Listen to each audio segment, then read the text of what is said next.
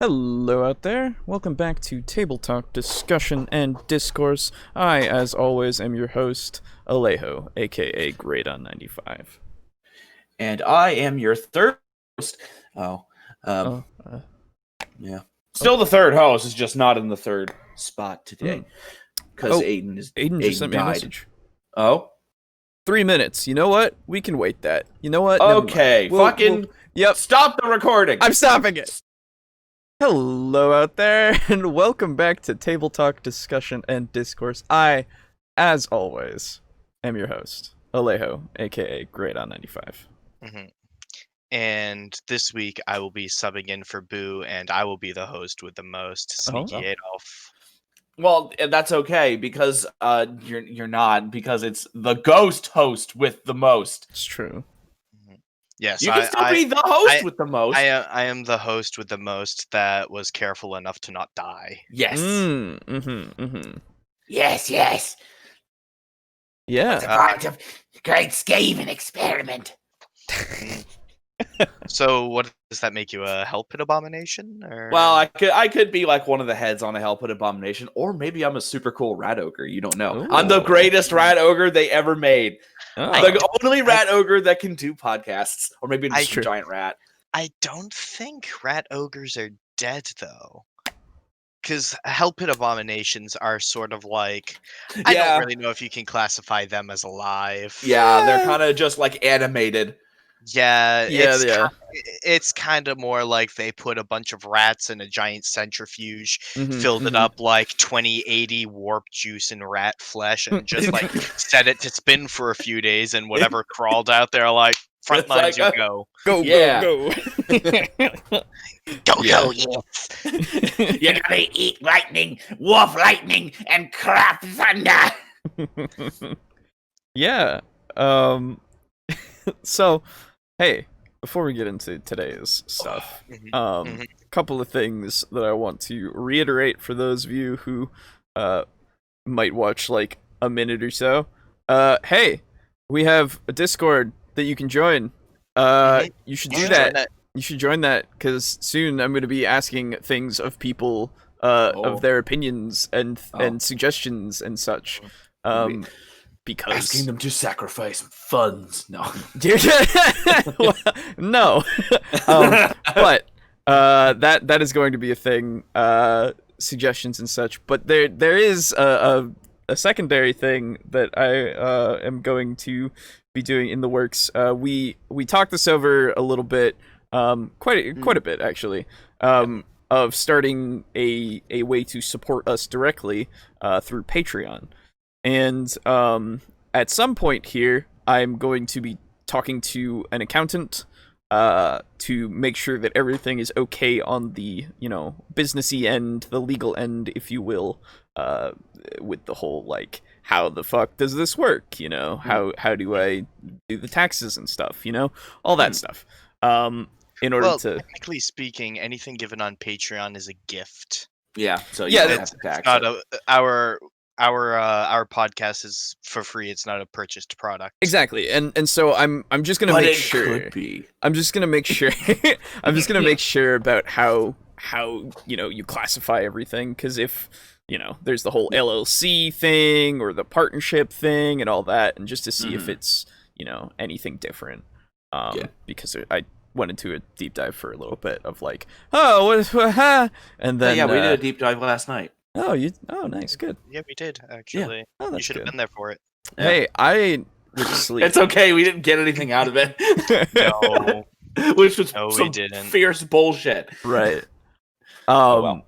But yeah, so that will be in the works. A video will come out announcing that when it is set, and if you have any suggestions for tiers, for like things that you would want, in exchange for your money. At the moment, we're gonna have shoutouts of people who like actually give us money. Shoutouts at the end of podcasts for everybody's usernames and stuff. And I'm going to probably put a special Discord room for that as well, with its own patron role. So that's what you get for now. That is the first and only choice. on the Patreon. But again, that will, be a thing when it is a thing, and suggestions are welcome. The choices of the Patreon: support us or die. Yeah, exactly. So, Support us, or may all your tabletop games be cursed with the knowledge that you are having fun wrong. And you can't have that. No, never have that. But today, with that out of the way, we're going to be looking into a little bit of Cyberpunk. Hell yeah. Everyone knows the new game is coming 2077, and with that, they brought along Cyberpunk Red, which is both a table. It is both the name of a is both the name of the game and a release date.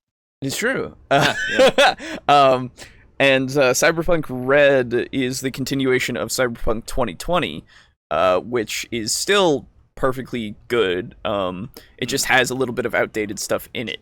But Cyberpunk Red does not have its core rulebook out yet, which is something that I found out through many a looking. Unfortunately, it's got a quick start at the moment, but no core rulebook yet. Yeah, it has its quick start, which is the box, the like $10 box that's on. Yeah, and I think the initial adventure is called The Apartment. Yeah, And the from popular consensus of many of people who have done videos that I looked through just to see a good one that we could look at, or a good couple that we could look at, the consensus is, hey, you want to get the box of Cyberpunk Red? Cool, that's a good framework for that. You want to get the lore and actually do more with that? Get a lot of Cyberpunk 2020 stuff because it's completely compatible. Yes. So, very, very cool. All of that stuff is like, the PDFs are like $10, really. Yeah. And the thing is, the only real reason why we are excited for Cyberpunk Red is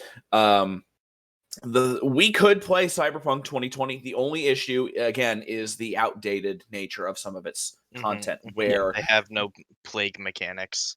Well, the thing with 2020 is it was made like 81, something like that. I thought it was 83. I think. Let me check. One of those early 80s, and so in Cyberpunk 2020, you have cell phones as like a very, very expensive, like technologically advanced thing. And nobody had ever even conceived of a smartphone at that point. And so some of the technology that you can get is really, it's very jaded. 88. Yep. Okay. Yeah. 88. Yep. Okay. By my good friend Mike Pondsmith. By the way, speaking of good friends that develop good tabletop role-playing games, I was looking more at Sandy Peterson's YouTube account, and because he also made the original Doom, and it's him and some guy showing him gameplay of Doom Eternal, and him giving his thoughts and opinions on it. Yeah. And it's an interesting watch. So wait, Sandy Peterson was involved with id? Yeah, he made Doom. I didn't know that. Sandy Peterson is the guy that said all through history, man has looked to combat evil with holy water and religion, but no one has ever thought to use a shotgun. Yeah, he was responsible for that. He was responsible for Quake as well. Like, I didn't know that. Yeah, he is a devout Mormon. So when people were like, your game has the devil in it, and he's like, yeah, you shoot him in the face. Nice, love it. That's super cool. Actually, he also, I'm looking at this at his Wikipedia now. While working for Chaosium, he co-authored the 3rd edition of RuneQuest. Nice. Which, and then Troll Pack, and oh my god, he's done a lot of shit. He's done a lot. Yeah. He's co-designer for West End Games' Ghostbusters role-playing game. What the really? Yeah. I've heard about the Ghostbusters RPG. Worked on Sid Meier's Pirates. Damn. Yeah, no, he's done a shit. He's done some contributions to Civilization as well, apparently. Yeah, so Those are contributions to civilization. Let's be Yeah, you're right. Yeah, no, absolutely. Yeah. So love you, Sandy. he's a good guy. He's a good guy. Yeah. But yeah, so today let us look into some cyberpunk stuff. Starting with unpacking Cyberpunk Red, comparing, contrasting with D&D, classes, stats, skills. There's more to this title. Hold on. Reputation and more. Thank you. Reputation and more. Yep. By the Triple S League. Have we done anything with Triple S League? No, this is first time we've done something with them. Okay. And they seem to be okay. I don't know. Okay. I cannot wait to shit on it. This is quite literally from what I saw the very beginnings and a little bit into it. It's just literally just, hey, this is kind of like what this is in D&D. Just to familiarize people from one to the other. Mm-hmm. Oh, fuck off. What? My group chat for my campaign is going crazy right now. They're talking about unearthed arcana feats. No. After a player asked me about a backup character, and he's like, "Yeah, I want to be a wandering chef," and I'm like, "That sounds pretty cool." And he's like, "Yeah, it's I'm using the gourmand feat," and I'm like, "What is that feat? I'm not familiar." He's like, "Oh, it's from UA," and I'm like, Yeah. "No." Wait a minute. I thought Gourmand was one that was from like 3.5. Oh, there probably was. It think there probably was. is, but in this Oh boy. right now they're talking about the chef feat, which is time and effort spent mastering the culinary arts has paid off. You gain the following benefits: increased your constitution or wisdom score by 1. You gain proficiency with cook's utensils if you don't already have it. As part of a short rest, you can cook special food provided you have ingredients and cook's utensils on hand. You can prepare enough of this food for a number of creatures equal to 4 plus your proficiency bonus. What the fuck? At the Six end minimum. of the short rest, any creature who eats the food and sorry. spends 1 or more hit die to regain hit points regains an extra 1d8 hit points. Within 1 hour of work, or when you finish a long rest, you can cook a number of treats equal to your proficiency bonus. What? These special treats last 8 hours after being made.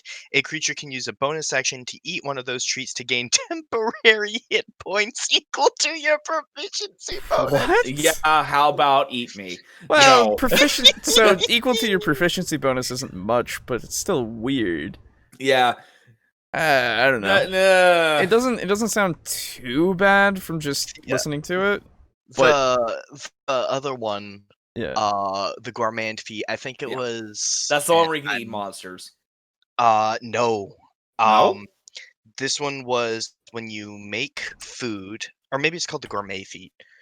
When you pass within 5 feet of food, you can automatically tell if it's poisoned. When you make food as part of a short rest, and anyone who eats the food gets advantage on any and all, I think it's con saves within the next 24 hours. 24 hours. Wait a minute. Just any con save. Con save. Yeah, any con. Jesus, not to resist poison or anything. Your food Just acts as anti-poison. Deal with it. Okay. Woo! Yeah, you made a stew No. for someone, and then they got bit by a rattlesnake, and they were fine. No. No. How about- Then I can't remember. The way he initially described the feat, turns out he was wrong about it, but I think there was also something thrown in about 2 levels of exhaustion being nullified if they eat your food. And like the exhaustion thing, I mind a little bit less. I personally don't tend to use exhaustion too much. Yeah, but but walking within 5 feet of food and like not even interacting with it, not rolling a check, you just know. See, now what I can imagine. Sorry, wait. What? You walk within 5 feet of the food? Any and then 5 feet of food, you automatically know by the smell or look of it that it is poisoned. You don't have to have a good passive perception. No, that doesn't make any sense. You can be blind. That's so stupid. Oh my See, god. now the way I see that is I just imagine it like a Karen walking around. Being like, God, no, I would never eat that. What are you trying to kill me? Doesn't tell me why, but Don't get me wrong. I look at the ingredients labels on food. I see chemicals that I know how to pronounce. Yeah, right. And I see people that are like, "Oh my god, I'd never eat that," and I'm like, "Dude, it's fucking olive oil." Do you know what baking soda is? Because that's baking soda. Yeah, Right, yeah. It's sodium bicarbonate. Shut the fuck up. Ugh. Yeah, okay. Well, have fun telling them no to all UA stuff because, haha! Yeah, no, he just posted a video of like more UA feats, and I'm like, Ugh, Oh fucking boy. God, you do realize that this is literally useless for my campaign. yeah. Great, good. Well, Oh boy. yeah. I don't want to deal with UA. Well, shall we Cyberpunk? Yeah. Let's talk about Cyberpunk. Yes, please. Hey, Jamie Catalyst here. And this is Ash for the Triple S League. Welcome back to our video series Unpacking Cyberpunk Red. Perhaps you've heard of this new game being made by CD Projekt Red. It's just a little project known as Cyberpunk 2077. But did you know that Cyberpunk was originally a tabletop role-playing game and that the latest version of the game is about to release? It's called Cyberpunk Is that game Red, footage? and thanks to the Yes. amazing... Oh yeah. That's gorgeous. God damn. Dude, It looks really dude, good. okay. After the podcast, I will fucking walk you through the stuff that they've talked about for Cyberpunk, and it's so fucking good. Yeah. Well, I mean, I'm gonna get it regardless of how it looks because I want to play a fucking Cyberpunk game. So you don't really need to. But goddamn, that looks real Oh good. no, I will take joy in telling you though because it's cool. And I Okay. like thinking and talking about cool things. Yeah, right. I mean, that's half of what we do. Yeah. yeah. people The other over half is at talking about Artelsorian annoying Games, things. We got our hands on a preview version of the game called the Jumpstart Kit. And it's awesome! And if you've ever played D&D before, it's going to feel very familiar. By the way, if you haven't already checked out the Triple S League's first video in the Unpacking Cyberpunk Red series, it gives a general overview of what Cyberpunk Red is and what's contained in the Jumpstart Kit. In this video, I'll be looking specifically at the role-playing elements and how they compare to D&D. Jamie's been trying to get me to play Dungeons & Dragons for years now and hasn't been successful, but I asked her to write this video for those of you who are familiar with tabletop games and might be curious what Cyberpunk has to offer. First, let's talk lore. Terms and slang, areas and events, important figures and groups, plus extensive timelines. The depth of it is incredible. For anyone that likes this setting, or just to delve into the lore in general, you will find the amount of detail in the world book breathtaking. which is a big difference compared to D&D's usual generic fantasy settings. The lore is quite...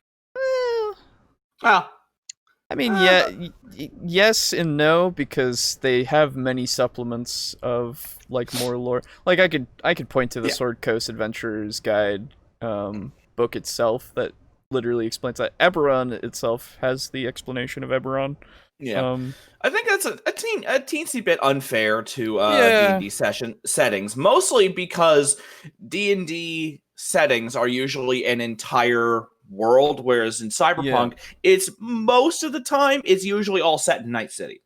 Yeah, it's mostly America, Night City. That's if you have this area that's significantly smaller but populated by like millions and millions of people, you can really go into it a lot more. Yeah, exactly. And like I understand what they're saying. It's definitely like with the DMG, it has less than I would like for a lot of things.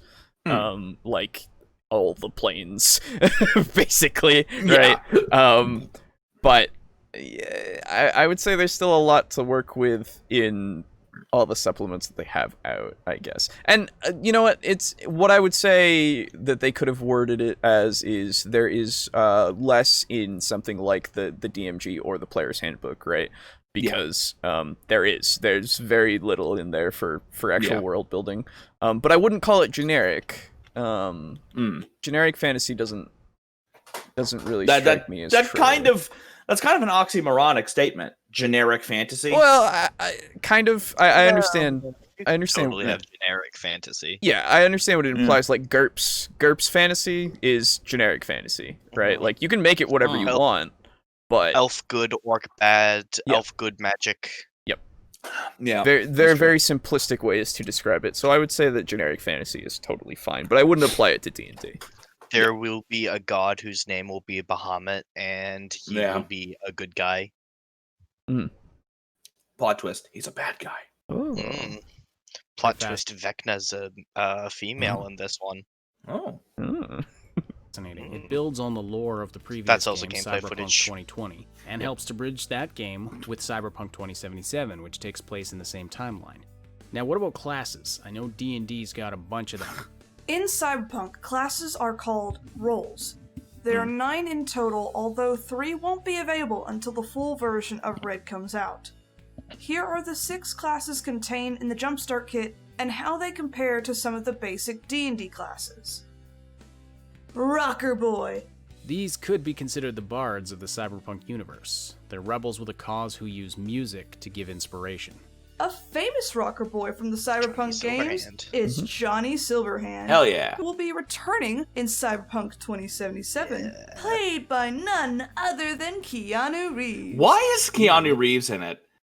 Because he he's signed a brand deal, and then he went on stage, like, not really knowing like what the event was like, and then when he saw the support that the crowd had, he was like, holy shit. And then when someone from the crowd shouted, "You're breathtaking," he pointed back and was like, "You're breathtaking. You're all breathtaking." Oh my god. And since then, it's become a meme that people won't let go. That But he seems really on board with the project and actually legit excited about it. that is Well, that's definitely good. true. The only problem is for me is, well, I know that, I mean, this is taking place quite literally 57 years after 2020, where Johnny Silverhand was young and definitely there. And so this, I mean, you can see it. He's a hologram. He's dead. Yeah, he's a hologram. He's and gone. I wouldn't be sucks. surprised if part of the adventure is figuring out how he died or who Yeah, killed him or probably. whatever. From what I understand, people know how he died. Okay. Because you go into a bar that is solely for fixers, Okay. and they're like, "That's where Johnny Silverhand used to sit. We have a drink named after him. Gotcha. Every famous fixer has a drink named after him." Yeah. And so, like, it's probably like you find little like messages back from him, you know, of like, this is what you should Audio be. logs. There we go. Yeah, thank you. Yeah, but except it's a hologram, so it's actually going to be there, and he's going to be talking to you, right? And it's going to be cool. There's actually a new thing that they announced at the most recent press conference that'll actually is my theory on how they're going to talk about Johnny Silverhand. Oh, okay. What is it? So it's basically a sort of software / hardware that you chip in, and it observes and like it sees what you see, but it also sees the things around you, and people can what was the term for it? Augmented reality. Kind of. You like go into their body, you feel what they feel and stuff, and there's a black market for people who do these and then die. And like you get to experience a little bit of what death is like. A lot of people also use them for pornographical purposes. That makes sense, yeah. Of course. And I will be right back. Hold on. Okay. And I will see what I can find. That's weird. Oh man. 2077. What was it called? Because it looks like it's gonna be like kind of hit or miss, unfortunately. Yeah. Shop guide. Shot. That's super. But yeah, like when it was announced, I was always like, why is he in the game? He doesn't need to be in the game. You're wasting like production funds on getting a celebrity in there. But if he's on board, Sorry. I guess so. It actually seems to be so far that they have plenty of leftover money. That's good. Yeah, as long as it's nothing like what happened with oh god, what was his who's the Jon Snow's actor? Who's that? What's his name? Who's actor? Jon Snow. Oh, Kit Harington. Thank you, Kit Harington. Kit Harington in Call of Duty. Yeah, exactly. As long as it's nothing like that, or you know, it actually like gives him a purpose and makes him something that's good. Then Yeah. and I I honestly have a lot of faith in CD Projekt Red now that I've played Witcher 3 a bunch. Yeah. Because I've never heard anything bad about any of their games ever. Yeah. Other than maybe like, oh, it was difficult or whatever, and it was someone who sucked. But like purely an opinion thing and not like a factual thing. Yeah. But yeah, and especially now that it's a franchise that I'm super interested in, dude, I'm picking this shit up on release. I have broke my no pre-orders rule for it. Yeah, right. Yeah, I might do so at some point, but at the moment, it's too far out for me to even justify. But not saying that I won't. Yeah. This is one of the ones that I'm like, okay, all right, you give me enough. Sometimes a pre-order is a safe bet. Yeah, this is the one time where I'm like, yeah, okay. The technology is called brain dance. Oh, interesting. And there are people who will like sell you, I guess, like videos, so to speak. Allow you to like sell you experiences, basically. Yes. That's weird.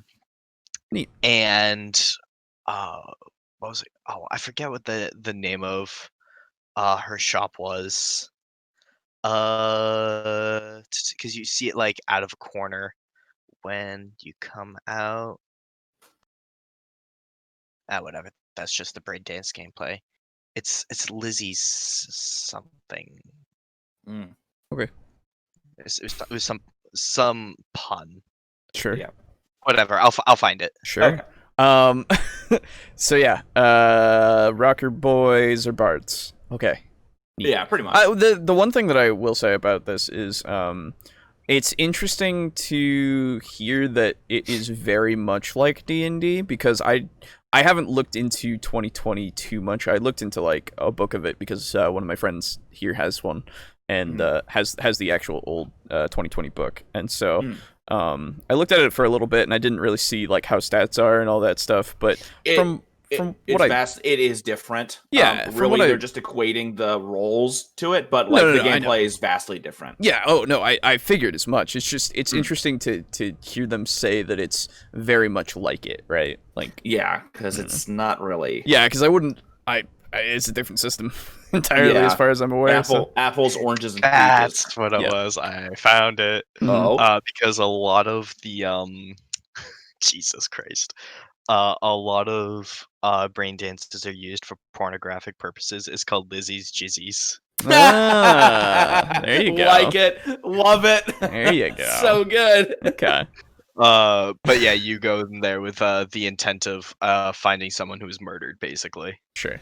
So snuff films. Yeah, basically. Literally. That makes sense. She is also selling these like on the side. Okay. And she's like, it's a shame that like, I think the quote was, "It's a shame people only ever use these for flogging the log because the applications of this technology are incredible." Oh yeah, that sounds fucking like you can. Oh, his mic. He's dead. Aiden, you pull can hear wires. stuff There that we go. Okay. The observer did not Are you uploading or downloading something? see or 'Cause you hear. seem to be I'm lagging real bad. Oh, yeah, I know. A fly in my room. you hear stuff that on my page. Whoa, what? You hear stuff on my. I can hear you typing now. Oh, yeah. That's not too bad. I am at 31. Yeah, I'm at 29. So I don't know what it is to have ping below 60. Oh. Okay. Fun. Well, we can hear you now. Must have been just a huge spike. Yeah. Anyway, so the applications of this technology are incredible. That's where we left off. Yeah, that was also the end of my point. Okay. Yeah. So let's continue. Really is breathtaking. Okay, next up is the Fixer, something that's like a one-man crime syndicate. A lone wolf doing favors for big players. A manipulator playing the runners, basically. Rogue is its closest match in the classic D&D verse. Solo. This one is definitely like a fighter, but also a lot like a protagonist from a first-person shooter. It'll be the easier class to play as it's more simple in design, just like a fighter. Okay, sure. Nomad. This role screams Fucking monk. Mad Max to me. And the closest D&D class to this one is Ranger. Oh. And that's a hard stretch. Oh no, so it has no purpose, like clear purpose. It's a mishmash of a bunch of other classes. Like, oh no. You'll get an animal companion, but it'll be bad. It'll be shit forever. And then that's why you play a Netrunner and you have drones everywhere. Yeah, Yeah, exactly. do what I did. Hell yeah. It's fucking sweet. The connection between the two is mainly the fact they travel a lot and know the land. They're like post-apocalyptic delivery boys and traveling merchants, but they travel in packs. So Selling- nothing like Rangers. Yeah, and like the fucking Fallout Raiders, basically. Yeah, fucking Yeah. selling me hard on this class, but Yeah, it sounds interesting, but I need something more than this because it doesn't sound like. I mean, they know the land, okay? Yay. They like druids, basically. Like I understand it's for like this, like the one thing that Rangers get, right? Like there was an adventure that actually used nomads to pretty good effect. Mhm. I think it was called I don't remember what it was called. Seth Sikowski did it. And it is one where you are tasked with transporting a truck of something to another state. Okay. Like it's a road trip, and over the course of the road trip, you're attacked by nomads because, like, oh, they're driving a corporate truck. That shit must be valuable, Morty. Sure. And so, you can actually have it be like where if your character is or was a nomad, it could be that your tribe is the one attacking you. Oh, okay, yeah. And so it can be a little bit interesting, but really only if you leave Night City regularly. Yeah, that makes That's sense. the thing. The nomads, I would say, would be more like barbarians, honestly, in that case, right? Yeah. Like they have a tribe, they're literally called nomads, like Yeah. I don't know. you could also make the case for them being monks too, like Yeah. wandering Yeah. around, no real place to call home. Yeah. Mm-hmm. Has an order. Yeah, unquote. like Yeah. probably adheres strictly to the rules of the group of people from whence they were trained. Yep. Mhm. Like, I don't know. I mean, yeah. I'm interested to see what else they say about the other ones then, because like if this is Ranger, This is Fighter. With strong family ties. where's the warlock? Yeah. Netrunner. Oh, they'll be Where's Corvo. the warlock? This is this game's sorcerer or wizard. The Netrunner Oh, needs two of them. Oh, sorcerer and wizard, or wizard. Okay. I mean, it does make sense for a Netrunner to be. Yeah, no, those. I agree. Yeah. I agree, but yeah, it's just now I have like, oh, okay, there's less classes. I understand. There are less classes in Cyberpunk Red than there are in D&D. Yeah, there's only So- 9. Was there? Oh, I thought they said there were going to be 2 more core classes that were coming. Nope. Then in which case, even if they did, then they wouldn't have access to that info and would still be making comparisons to D&D 5e. Yeah. With this. Well, that's the thing. I don't know personally if the other 2 core classes have been released or not. Like in the sense of knowing what they are. They have been. You know what they are, but you don't have any sort of like stats or anything for them. Okay. Those haven't been released until they do the full book. But all the classes, like the names of the classes and this teensy little blurb that they give you, that's all in the quick start. Gotcha. Okay. Yeah. All right. certain items to complete certain abilities in hacking or using the net, almost like doing spells. The better equipment items they have, Or having the more they familiars can and do. drones. Net running is something we'll be able to do in Cyberpunk 2077, and in Cyberpunk Red, it's changed somewhat from what it was in previous games. Oh. Tech. Depending on how you play this character, it can be like a cleric. It can fix mechanical parts makes sense. in and outside of a person. In a world Oh, where you can work on their 90% of humans cyberpunk, have their mechanical cyber parts, shit. Yeah. that basically makes them like doctors. They're also skilled with gadgets and tech outside of people. Or an They're artificer. inventors and tinkerers who love to take things apart and put them back together in new ways. Those are the classes available in the Jumpstart Kit. The next thing to explore is the game's player stats. Hey, wait a minute. Okay, Just so like go in- back. To There was at the beginning of this. Mhm. There it is. lawman Okay, Yeah. so there's lawmen, execs, and execs. Okay, those are the two that are in the. and then the core. medias. Gotcha. Oh, and medias. So there's three. Medias. So newsmen, media stars, and social influencers. Ugh.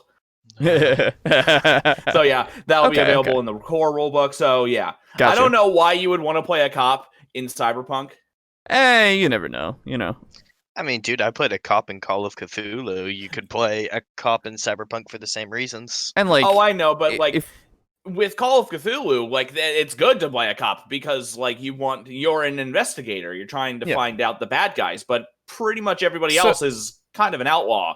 I can equate this to how in Shadowrun being a cop just means you're part of a private sector, right? Because all the True. cops are owned by a company. Yeah. And you can do Shadowrunning on the side, right? Yeah. And I assume the same can be said for this, you know? Plus, Yeah, like, probably. it's not like there's never been a crooked cop.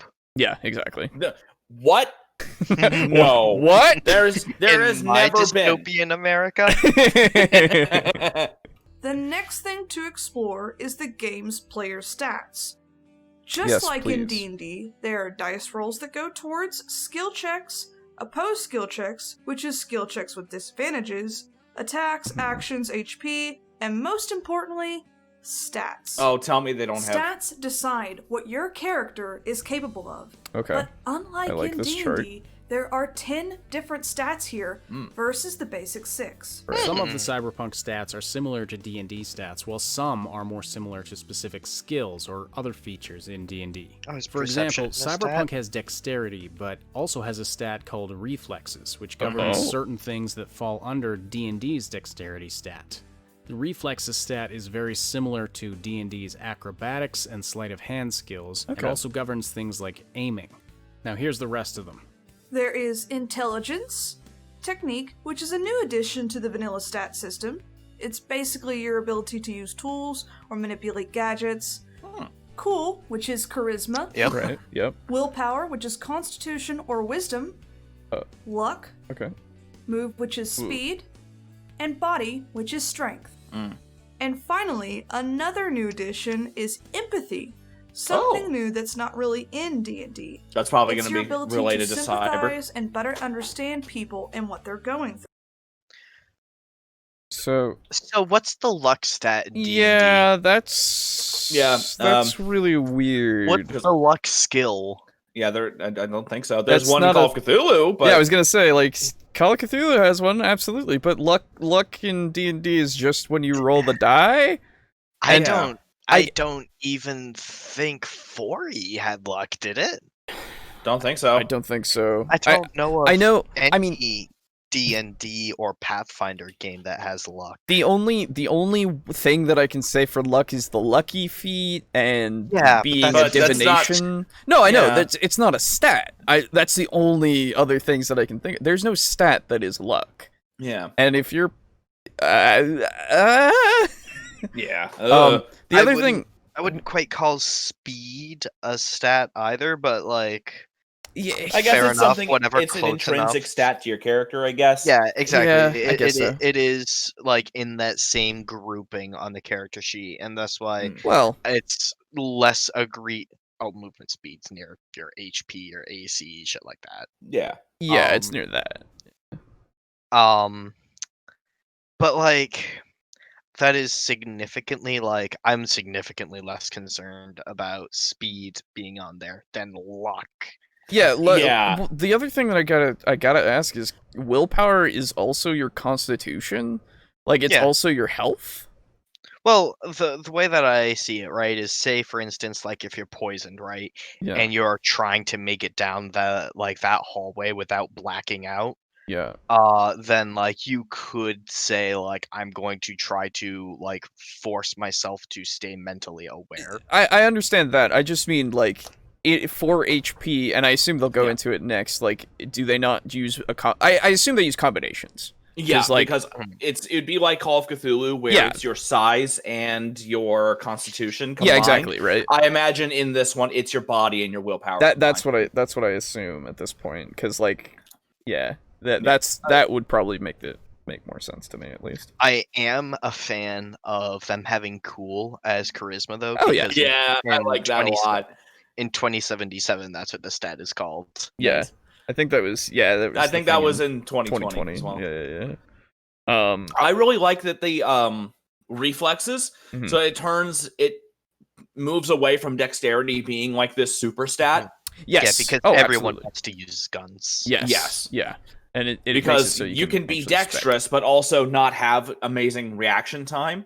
Yeah. Because I totally. think reflexes is what gives you your initiative. That would make sense. Uh-huh. And empathy is cool to have, because that's, instead of having it be under like wisdom, like, because that was all everything, right? It was like you sense motive, quote unquote, or you insight, right? Or you like it's not necessary, I don't think, to have it be a different thing, but I like that it's a different thing. Yeah. I'm personally not a huge fan of empathy being a like hard locked stat. Because I think that whether your character is empathetic to the plight of others or not should be more roleplay oriented than mechanics oriented.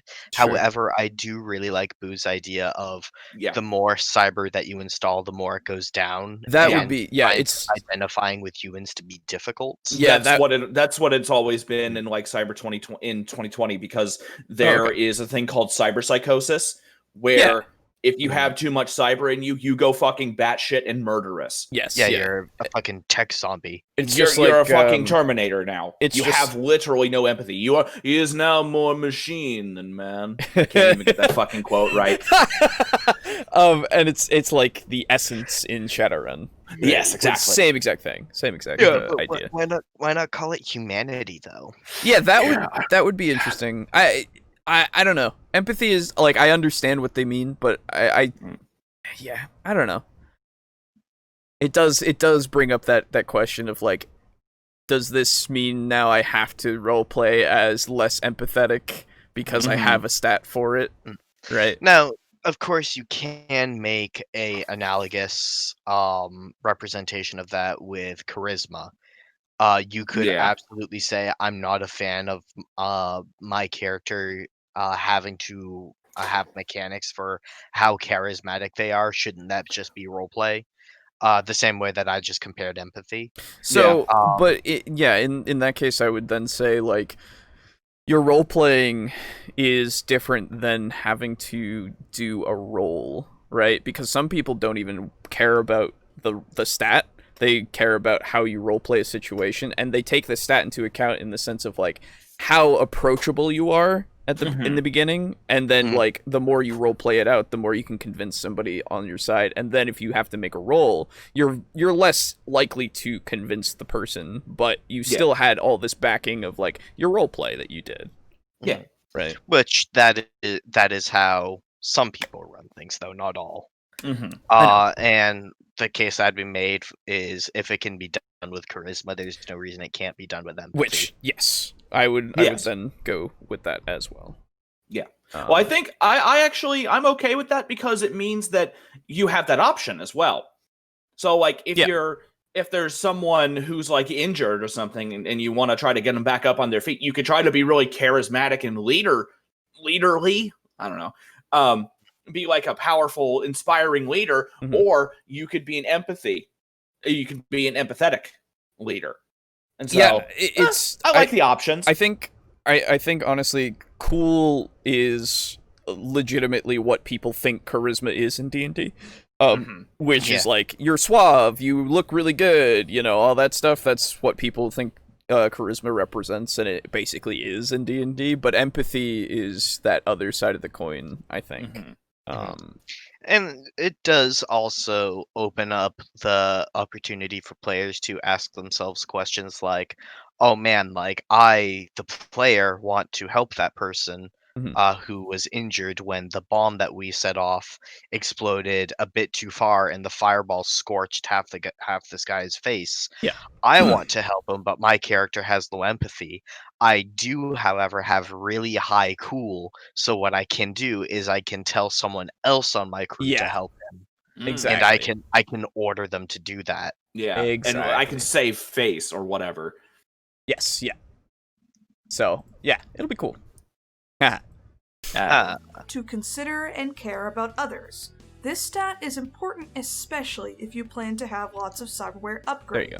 The more upgrades you have, the more likely you can get cyberpsychosis, which is when someone already unstable, like someone with a tragic backstory, which, let's be honest, will most likely be 90% of all the players playing, augments themselves to the point where they lose touch with their humanity, opening up the possibility of them losing control and going on a robo-rampage. With a high empathy stat, you're less likely to succumb to cyberpsychosis, which isn't actually in the Jumpstart version of the game, but will be an aspect that you find in the full version of Cyberpunk Red when it releases. Speaking of which, we should talk about cyberware. These are cybernetic upgrades that you can implant into your body and which almost everyone has in the dark future. Sound amplifiers, interface plugs, built-in weapons, artificial... So actually, pause right here. Hell yeah. This is one of my favorite things in the teaser, is the fact that it literally says humanity cost 4, humanity cost 3, and stuff like that. Yeah, it's a reference to the old tabletop. Wait a minute. Yeah. Really? Yeah. Fucking, you lose 3 humanity to get like a fucking interface in your head? Yeah, dog. It is... I can't hear how much humanity the person has, but it's my assumption that you will probably start off with like 20 humanity or something. Yeah, something. That's fucking... Yeah, I don't know. Well, okay, so now here's the thing. To, what was it, 6 or 7? Yeah. It was like 10 in Shadowrun, but a lot of things cost like negligible amounts, like 0.1 or 0.5. Yeah, it definitely went into the fractions. It was so a heads-up display was like 0.1. Yeah, exactly. So here's my question. I understand the use of a subdermal grip enables the use of locked weapons. Yes, okay. So I understand the purpose of a subdermal grip in a role-playing game, but why would you want it in a video game? Can you like drop your locked weapon and other people can pick it up and try to shoot you? I would assume that I assume it's more like when you kill somebody. I think it helps in weapon handling and making your crosshairs for your recoil not be so big. Yeah, it says increases melee damage as well. 50%. Yeah, and enables the use of locked weapons with 50% damage reduction. Reduction. Yeah. So I don't know. I mean, once the game comes out, we'll obviously know more. it's subject to change because it's just a trailer. But yeah. So I don't know. Just kind of jumped out at me. Yeah, fair. But what was I gonna say? Oh yeah, one of the things, and I think this is just like the way I like to make characters in general. Like in D&D, I like making rogues and warlocks, because I like sneaking and I like using having a limited magic pool and using magic really creatively to compensate. And much like when we did the Shadowrun campaign, the way that I always play cyberpunk-esque things is I immediately go full Adeptus Mechanicus. Yeah, exactly. Yeah. And I am like, the flesh is weak. Replace it with the perfection of steel. It's true. Because, well, it's fucking awesome. It's the only way to really strive. Yep. And then the problem arises when I fucking hit you with a guard that has an EMP taser thing. Yeah. And then half of your body just... Yeah. Oh, well. Limbs, there are tons of options for upgrading your vulnerable, flawed body to give yourself special abilities and skill check modifiers. That's a perfect way to By the way, tell us describe how skills work in this game compared to D&D. Within D&D, skills are a subset of abilities connected to stats. But also, there's feats that are abilities or enhancements that affect stats instead of stats affecting them, and gives the players something new they're capable of doing. I hear you can buy pretty good Cyberpunk Red, feats. skills are a mix of both D&D style skills and Oh god, feats. I want to see this. Oh, damn it! Another important part of character creation I'll besides get you picking the a clip. class, rolling Okay. for stats, and picking skills is Lifepath. It is the essence of your character.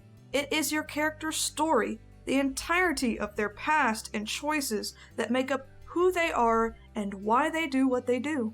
So, spoiler alert, we're going to be watching a second video that is all about the life path, because I think it's very interesting. But, yeah, it's really cool.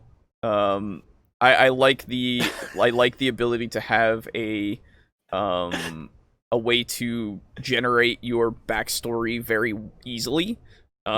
If you don't feel like, actually doing it yourself. It also gives you the guideline if you don't want to roll it out, because these are for rolling it, right?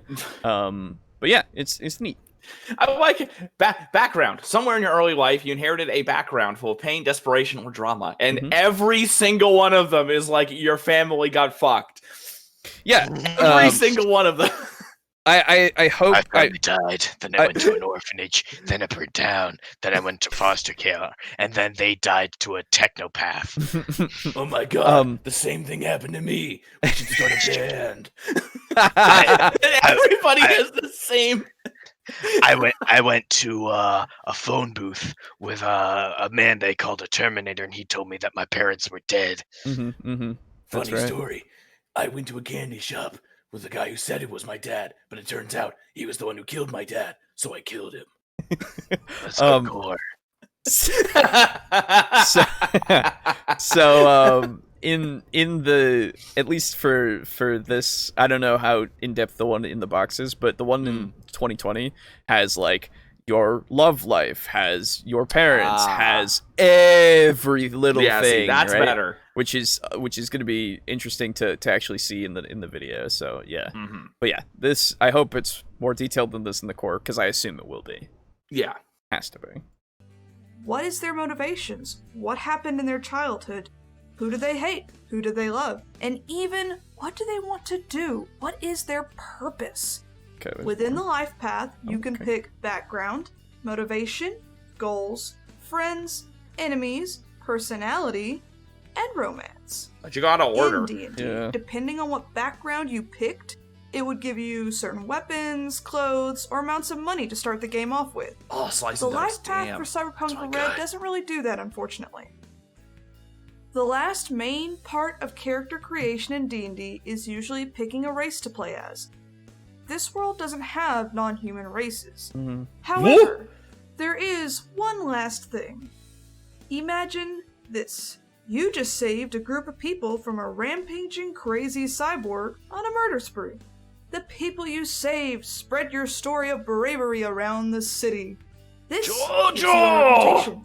And when you roll any future checks when doing something affected by people, it adds a modifier to the roll to make it higher. Cool. Of course, you can also Okay, so I'm glad that they have a thing that's like, hey, the more you do, the better people find you, right? Because like that's a big thing with fucking Cyberpunk. It's like there are some famous fixers and solos and rocker boys out there. Johnny Silverhand. Johnny Silverhand himself, yeah. That's exactly. super cool that there's actually a mechanic for that. Because it's kind of hard to, well, it's not hard. It's just kind of, it's not really something that's hard to take into account in D&D. Because it depends on the storyline that you are weaving, right? As a prominent adventuring party, you could either have better reputation in one area but still be hated in others. It just depends on how the story goes, right? And how you start out. But having this is cool to see, but it also it's also another one of those things of like what we were talking about with empathy, right? And charisma. That's true. Right? It's a little bit weird to have, but I'm fine with it. also gain a negative reputation for acts of cowardice or other things that people just don't like. Reputation points are awarded at the sole discretion of the GM.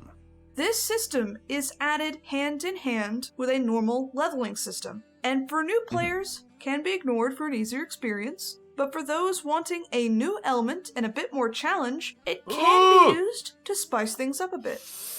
All in all, thanks to additions like the added stats and skills, Cyberware, the classes and abilities, along with reputation level, this really is like D&D with a twist and some spice. And I can't wait to play it.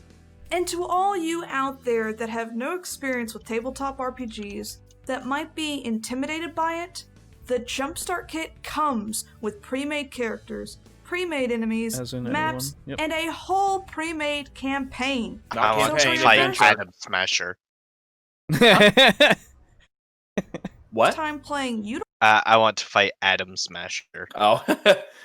don't have to worry about creating any of those things. You can just grab some friends and learn everything you need to, one step at a time. All right, thank you so much, Jamie, and thank you all so much for watching. We hope you found this helpful, Okay. Yeah. I mean. and we'll talk to you all again very. No. Okay.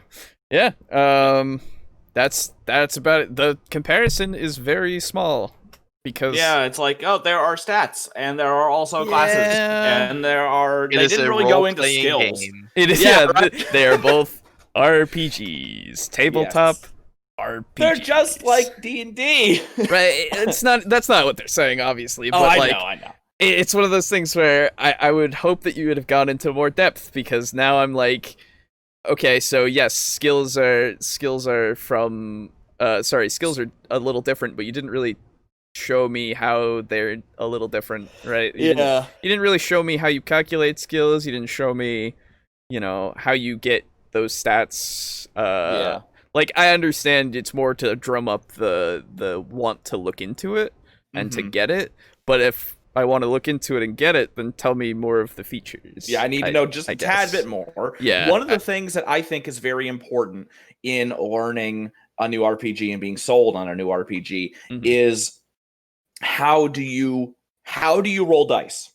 Yes. Because that can be a big stumbling block if it's really, really weird. That's actually what happened to our Shadowrun campaign, where we played 5th edition, I think. I don't remember.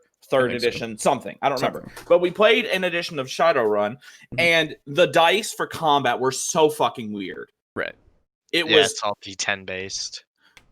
No, it was D6s. Oh, no, it's D6, yeah. It was D6s, and it was based on all successes, and then, like, the enemy can roll successes, and then that makes it so that you do less, and, like, it was... Yeah, it's one of those things and I'm where you have simplifying it and making it make more sense than it did. Right. It didn't make any sense. It's one of those things that you kind of have to invest time into to actually learn. Yeah, and so if you're gonna... I wish that they would be like, is it like a standard D20? Do you roll, is it D10s? Is it percentile? Is it D6s? Is it just beating other rolls, or is it successes? That's kind of important for me. Yeah. As I've learned now with 7th C and learning this new system, right. It's very important to know that. Yeah, from what I gather, at least from that one cool and reputation roll, because it has that plus a D10. It has a D10, right? It's probably D10s, and I assume it's D10s, but I don't know, right? And I could look at. I have a PDF of Cyberpunk 2020, so I assume it's going to be the same.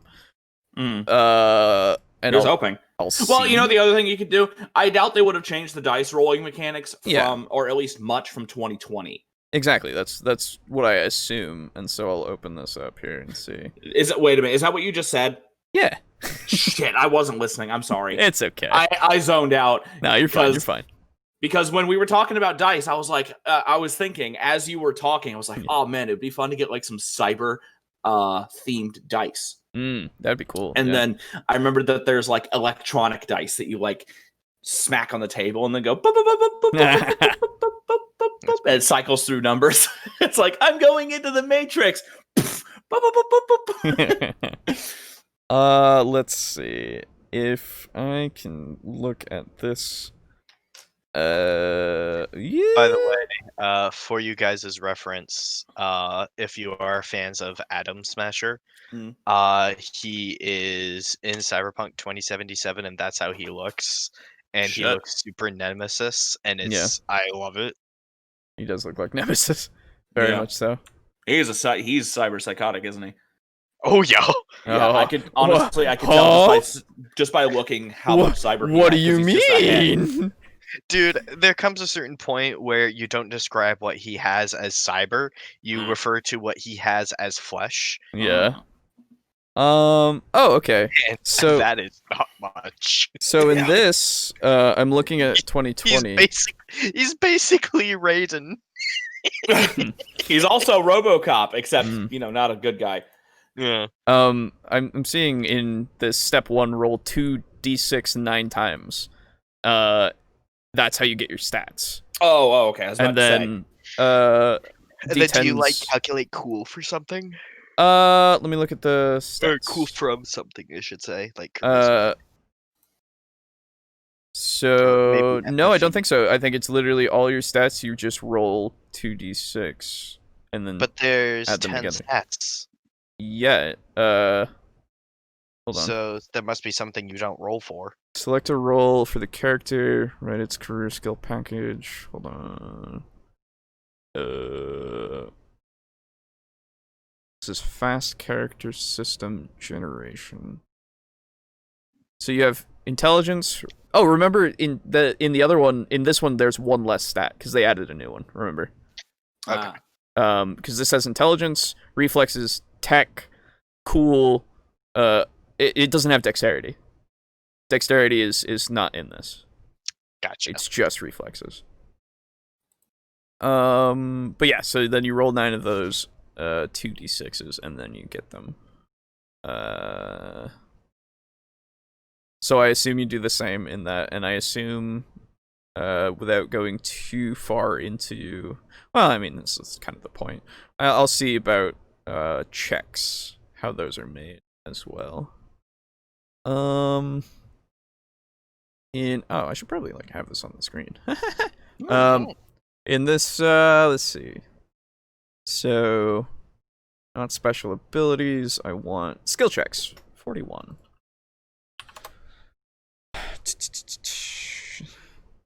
So, skill checks. Oh, that's right. And in Cyberpunk, the DM/GM is referred to as the referee. So, okay. When making skill check, first determine which of your stats is the most appropriate to use, blah, blah, blah. If you're trying to stand on your head, reflexes would be best. If you were deciphering code, intelligence would be the most appropriate. Next, if you have any one skill directly relating to the task at hand, add that skill to the stat. You may apply only one skill to a task at any time. The subject of skills and how you get them is covered in pages 42 through 54, but right now we're just interfacing you with the concept of tasks. Finally, roll 1d10 and add the combined total of your die roll, your stat, and your selected skill. Compare your total with the task's difficulty as determined by the referee. If your total is equal to or higher, you have succeeded. If you rolled lower, then you have failed. Okay, so it's a D10 for skills plus the relevant stat and the relevant skill. Okay. Huh. Interesting. So yeah, Cyberpunk different than D&D, I would say. No. Yeah, I would say it's a pretty safe bet that a fantasy game with orcs and medieval technology versus the far-flung dystopian coming 2022 future of America and North America in general. Would probably have a few key differences. Yeah. I just wish that video had gone more into the differences, because the D10 system is different, using that for skills, and having the stat plus the skill, or sorry, that doesn't. You can have multiple stats that apply, or sorry, multiple skills that apply to the role, depending on what your referee, judges is okay. But so that's definitely something different, right? Because it just depends on what the task is, and then you can go, oh, can I use my hacking? I don't know if that's a skill.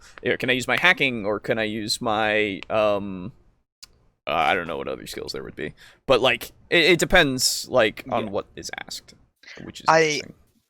And I don't mean this to like bash on the creators, but I don't know how in comparing two systems you would totally gloss over the fact that one is not D20 based. Yeah, Yeah. That seems Yeah. See, that's what I'm. almost defining. yeah, exactly. Yeah.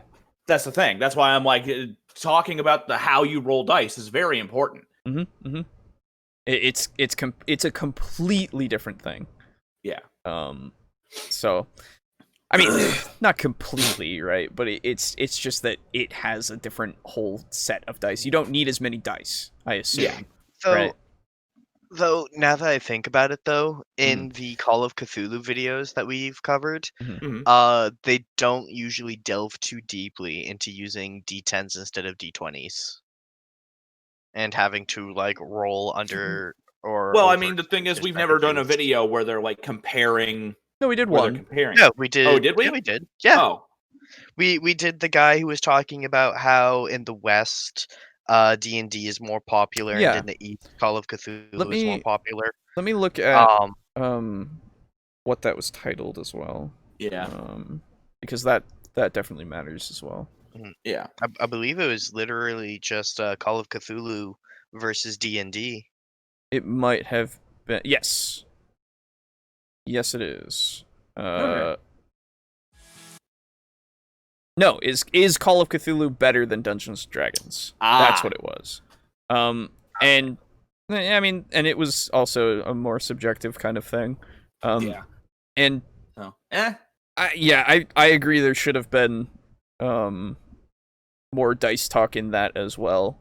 Yeah. But it seems I don't remember honestly if there was any in that one, because that's the only one that we did that was really a comparison video. The other one, that's right. The other one that we did was Call of Cthulhu is the best way to introduce role playing. And I believe that one did. I think that one did go into it. I think so. Where they were like, it's a lot more simple for the amount of dice you have to roll because everything's a D100. Yeah, I think so. And oh yeah, that's right, because I had a few problems with that. Yeah, and we talked about how you didn't like how you have to roll beneath your skill. Yep. And how big numbers should be good. Yes. But yeah. Because we've talked about Call of Cthulhu twice. Yes. And I'm trying to find the videos that we used for the first time that we talked about Call of Cthulhu. It was. Let's see here. As I scroll through, as I am here.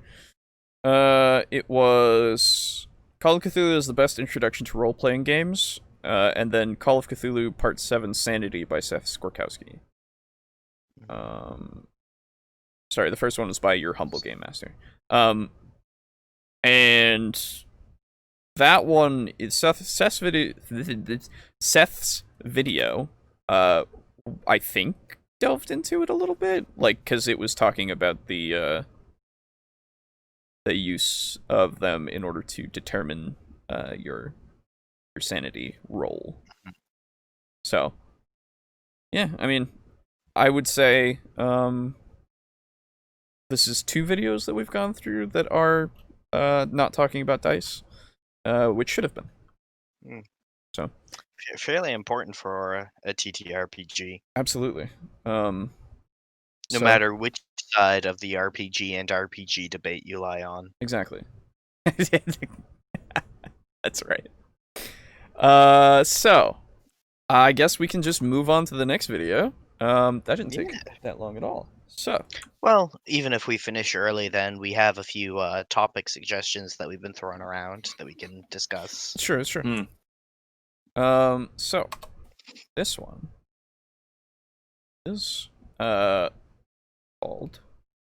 Lifepath Breakdown. Yeah, cool. Cyberpunk Lifepath Breakdown for 2020 and Red character creation system, because I assume Red has the same one as this one, but this one can go into more depth because 2020's core is probably going to be the same as Red's core. What is up with her legs? It's just the style of the pants. Yeah. All right. No. Like she's leaning forward like a good inch or so. And then she's also leaning back from the torso up. That's weird. She's doing the stereotypical shonen anime protagonist pose. It's true. Yeah. Where like you do like the sort of hip thrust and stand at a side profile. Yeah. Directly at the camera. Anyway. Oh, sorry. This is by John the Wise. Oh.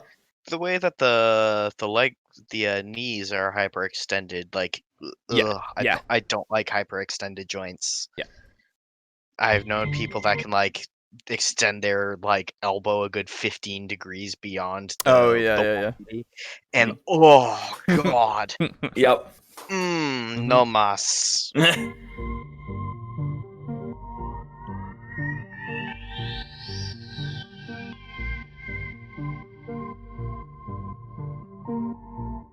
Hey, what's up guys? John the Wise here, and I got another cool breakdown video for you guys. Today I'm going to be tackling the Lifepath system that's in Cyberpunk. It's a unique system that I haven't seen in any other tabletop RPG, and I really wanted to break into it and give you guys my insight on it because it's one of the most amazing parts of Cyberpunk to me and has really inspired my writing and everything.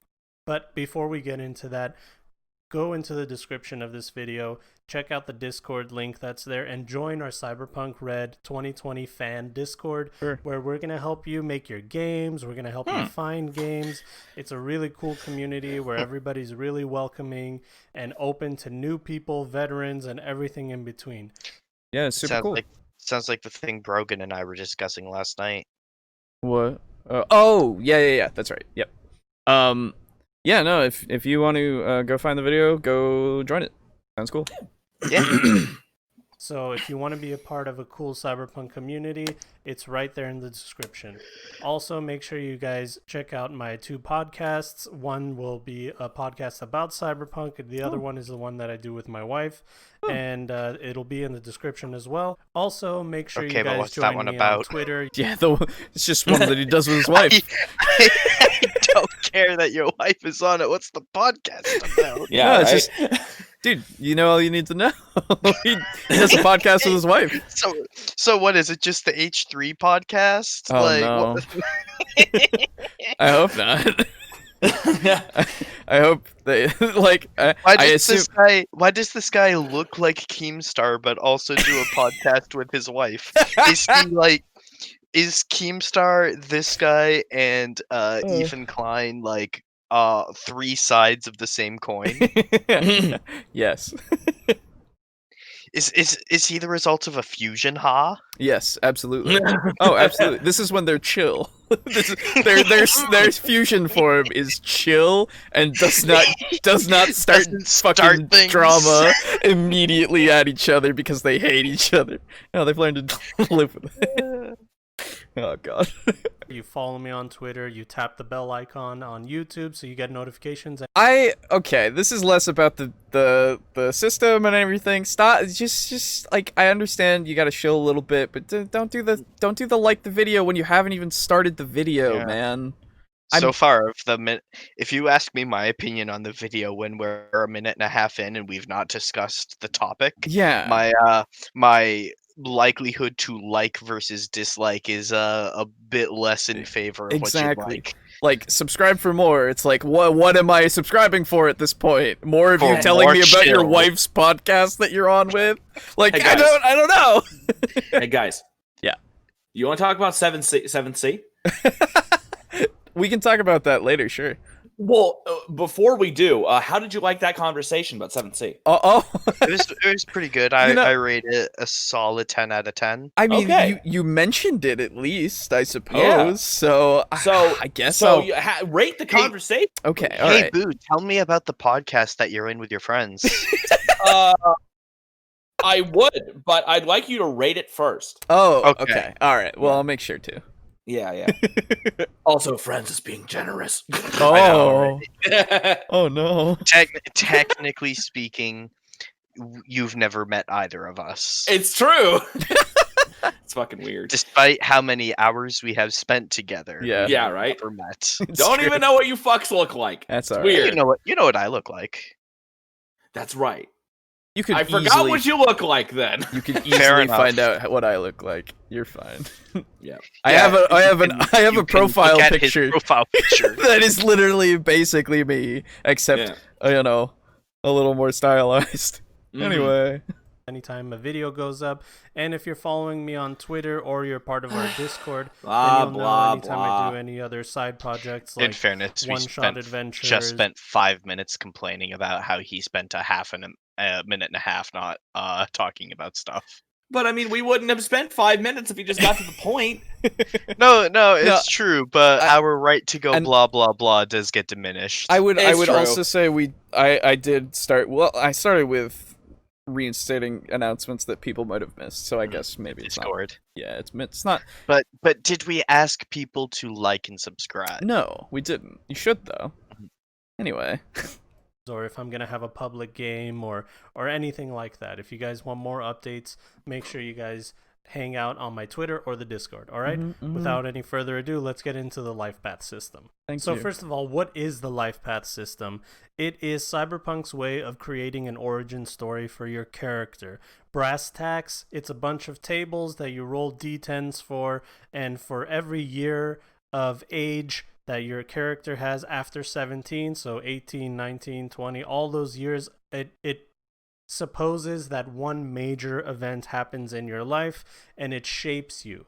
So the charts are trying to represent the chaotic nature of life, where you can't predict what's going to happen, disaster, friends, enemies, and maybe you get lucky. These are all parts of the Lifepath system, and the system is designed to create an origin story for your character. While it's Neat. That's pretty cool. Yeah. Like, I don't know about one whole event per year. I would have to look at the table to see how big these events are. Yeah. we'll get into it more, and if he doesn't get into hyper details, I can literally look into it as well. That's nothing compared to Traveler, dude. It's like, bud, what if I want to make a dude who's 40? I mean, well, so I mean, you can still have all these things apply, and then think about what happened to him after, right? You can have all these things apply, and then you shape whatever events happened between whatever this is supposed to end, and then when you hit 40, right?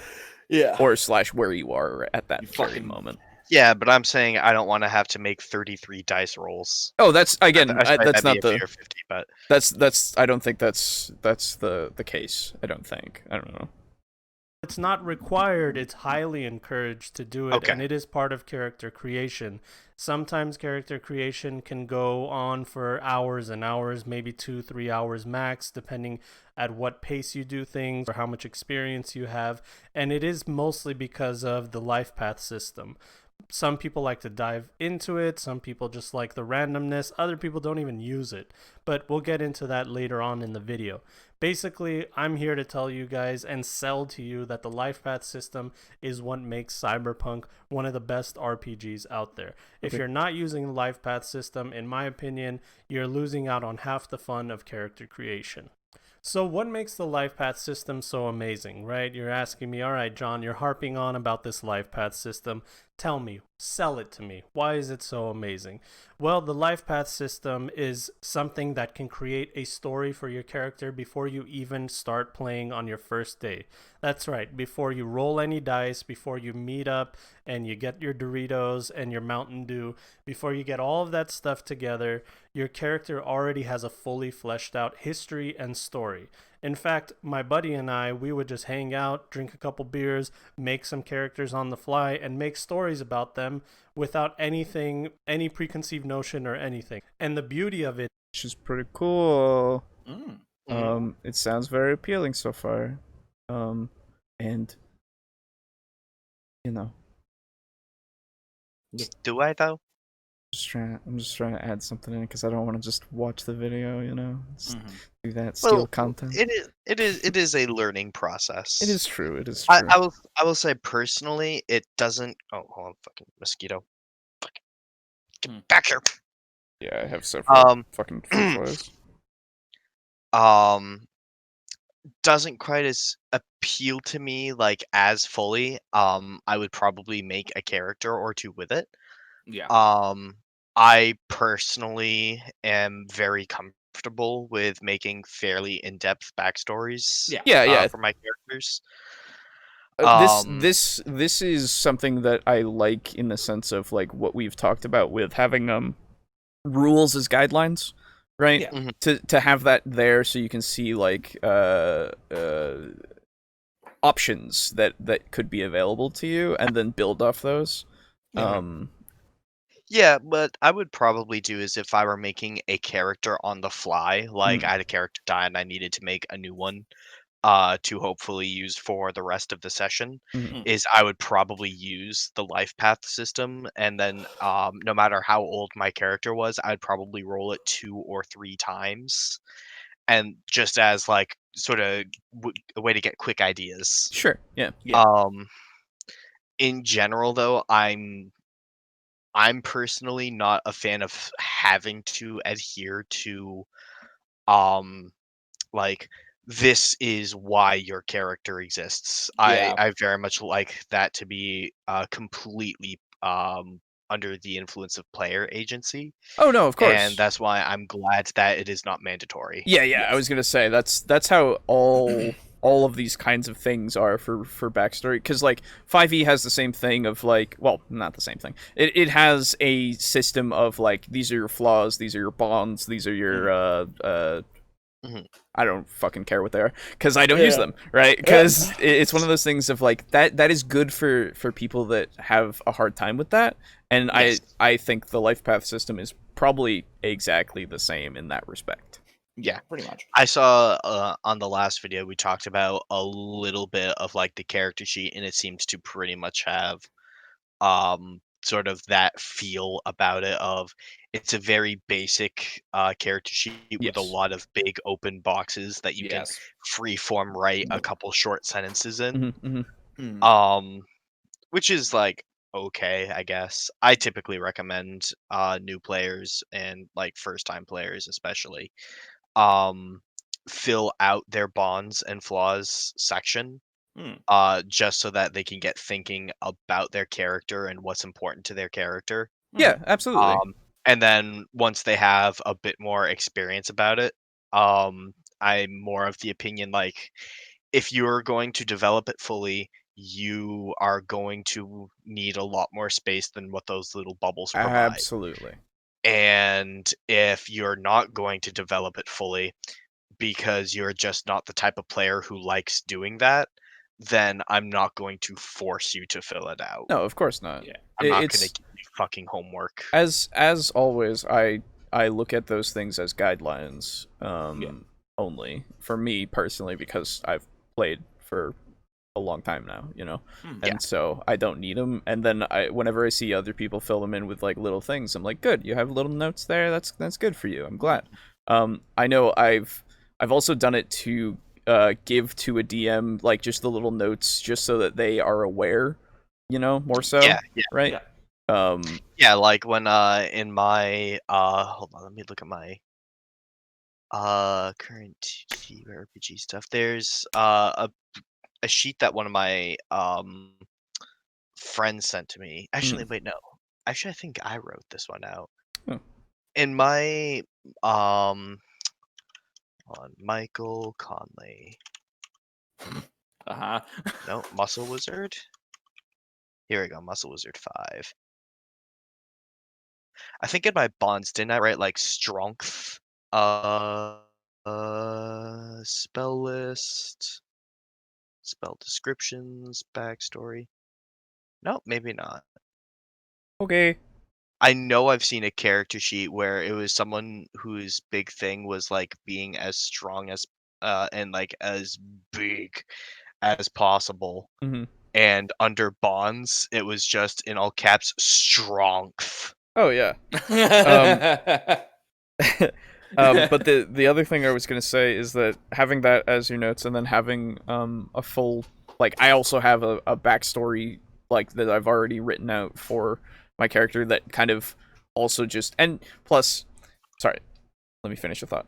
Have the backstory written out, and I've given that so that I have the foundation of why the character acts the way they do, and then I also have the whole thing of, like, where I have the character and I'm not entirely sure how they will act, because I have the backstory and stuff, and it does shape them, but I don't know exactly how they are, and so I kind of feel it out with, like, the first session, right? Mhm. And then you get to the point of, like, okay, this is actually what it is, right? Because sometimes a character can feel completely different than when you start. So I don't know. Again, seems like it's very similar in this case, but it seems a little more in depth, which is cool. And honestly, a comparison that I could make for 5e as well is that Xanathar's, I think, has tables that you can roll on that are like, this is why you became a barbarian, this is why you became a wizard. I would have to check, and I will check when we're done with the video. But yeah. It is, you can make it as complicated or as simple as you like it to be. You can just roll on the chart, write down the results, and that's it, you're done. Or you can roll on the chart, write down the results, and go more in depth into the results. What's the name of that ally? Where did that ally come from? How much money do they have? How important are they to you? These are all things that are amazing parts of the Lifepath system that you can go really in depth in. And if you're a creative person that loves writing, this is right up your alley. But I have to say, the one part of the Lifepath system. Okay, actually, before we get to that one part, so far he's trying to sell me on this, but it doesn't seem dissimilar from anything else. As far as I'm aware. I would say that at least they are going more in depth on encouraging players to think more on their backstory. I hope so, yeah. And I would say that alone merits the description of different from other RPGs. See, this is the thing though with the backgrounds in 5e at least, that they also do that though with the bonds, the flaws, and the traits like that. Yeah, they have but those it's tables. Yeah, but like, hold on. I found the strength thing. It was my barbarian sent it to me. Okay. And ideals, strength, bonds become strong fifth orc. And comparing the size of these tables to like what we see on the Lifepath thing, there is a lot more real estate on the page that is devoted to Lifepath than personality traits, ideals, bonds, and flaws. I'd have to look at the character sheet again. Give me a second here. Yep. Secondly, whereas this has 4 subsets for basically what do you like, what do you dislike, and what are you bad at. That has like a whole 6 with like family history, romance, plus the other 4 major life-changing events. I would argue that backstory, the section that is backstory is for a lot of that as well, though. It doesn't have the tables, but there is a section devoted to backstory itself on the sheet. Yeah, but that's like on the second page, and no one looks at that. Well, then I would then counter with on the third page. I look at 1 and 2. I don't look at 3. Never. Second page. Third page is spells. Oh, the one I have, second page is spells. That's not the official one, at least. I don't know. We downloaded this one from the website. No, the one that's from the website is first page is stats and all that. Second page is appearance, backstory, other features. The fact that I fucking my god, appearance, allies, and organizations. Yeah, that. Character backstory and treasure, and then fourth that is page the second page. Descriptions. No, that is the third page. What is the second page? Second page is spells. No, second page is not spells. Alejo, you cannot tell me what is on my screen right now. I can tell you what is in the book. Give me a second. Well, You can tell me what is in the book, but I'm telling you that the form fillable PDF that Yeah, we and the form downloaded fillable PDF that I have that I WotC. gave you is this way. I will even pull it up, my man. Fuck it. I will go to WotC right now. Okay. 5th edition characters. 5e character sheet fillable PDF. And as if I put it on the screen, it is stats, Wizards and then it first. is the second thing, which is allies and Huh, organizations Yeah, and all that. Wizards.com has that. Why is mine out of order then? I have no idea. That's what I'm telling you, Although- dude. Although actually, the form on Wizards.com does not have the page 4. There is no page 4. Fucking. You spell have an description. alternative character sheet, my man. I don't know where you got that, but that is not the official one. Spell descriptions, backstory. I can even go get my player's handbook to the actual This is- like one that's This is printed. actually the same one that the Muscle Wizard when we did the D&D basic to 5e campaign. I wasn't a part of that, so I don't know. Yeah, because I just know of that one because I used the spell descriptions one to great extent Mhm. because it's where I wrote out the full stats of how the spell looked like as well as how it functioned. Okay. So again, I would counter with in 2020s because I don't know Reds. 2020s, the second page is the Lifepath stuff. All of that. Is it? I thought it was first. No. Here, I'll send you the thing. It's on please. page. It is on page 27. Or technically, if you go to page 30 in the PDF like thing itself. hmm Give me a moment. Yeah, I'm not gonna download that PDF because my internet will die. But Oh, okay. I believe you. Okay. You know what? I'll screen cap. Here. That'll do it. So print screen. This is most of first page. And then this is second. Oh. Hello? Oh. What? There we go. Second page. Most of it. So Lifepath Alright. and all that is on the second page. And I don't know what red is. It looks like everything is really small on the red. As far as I remember from the video, it's smaller on the red and it's on the first page.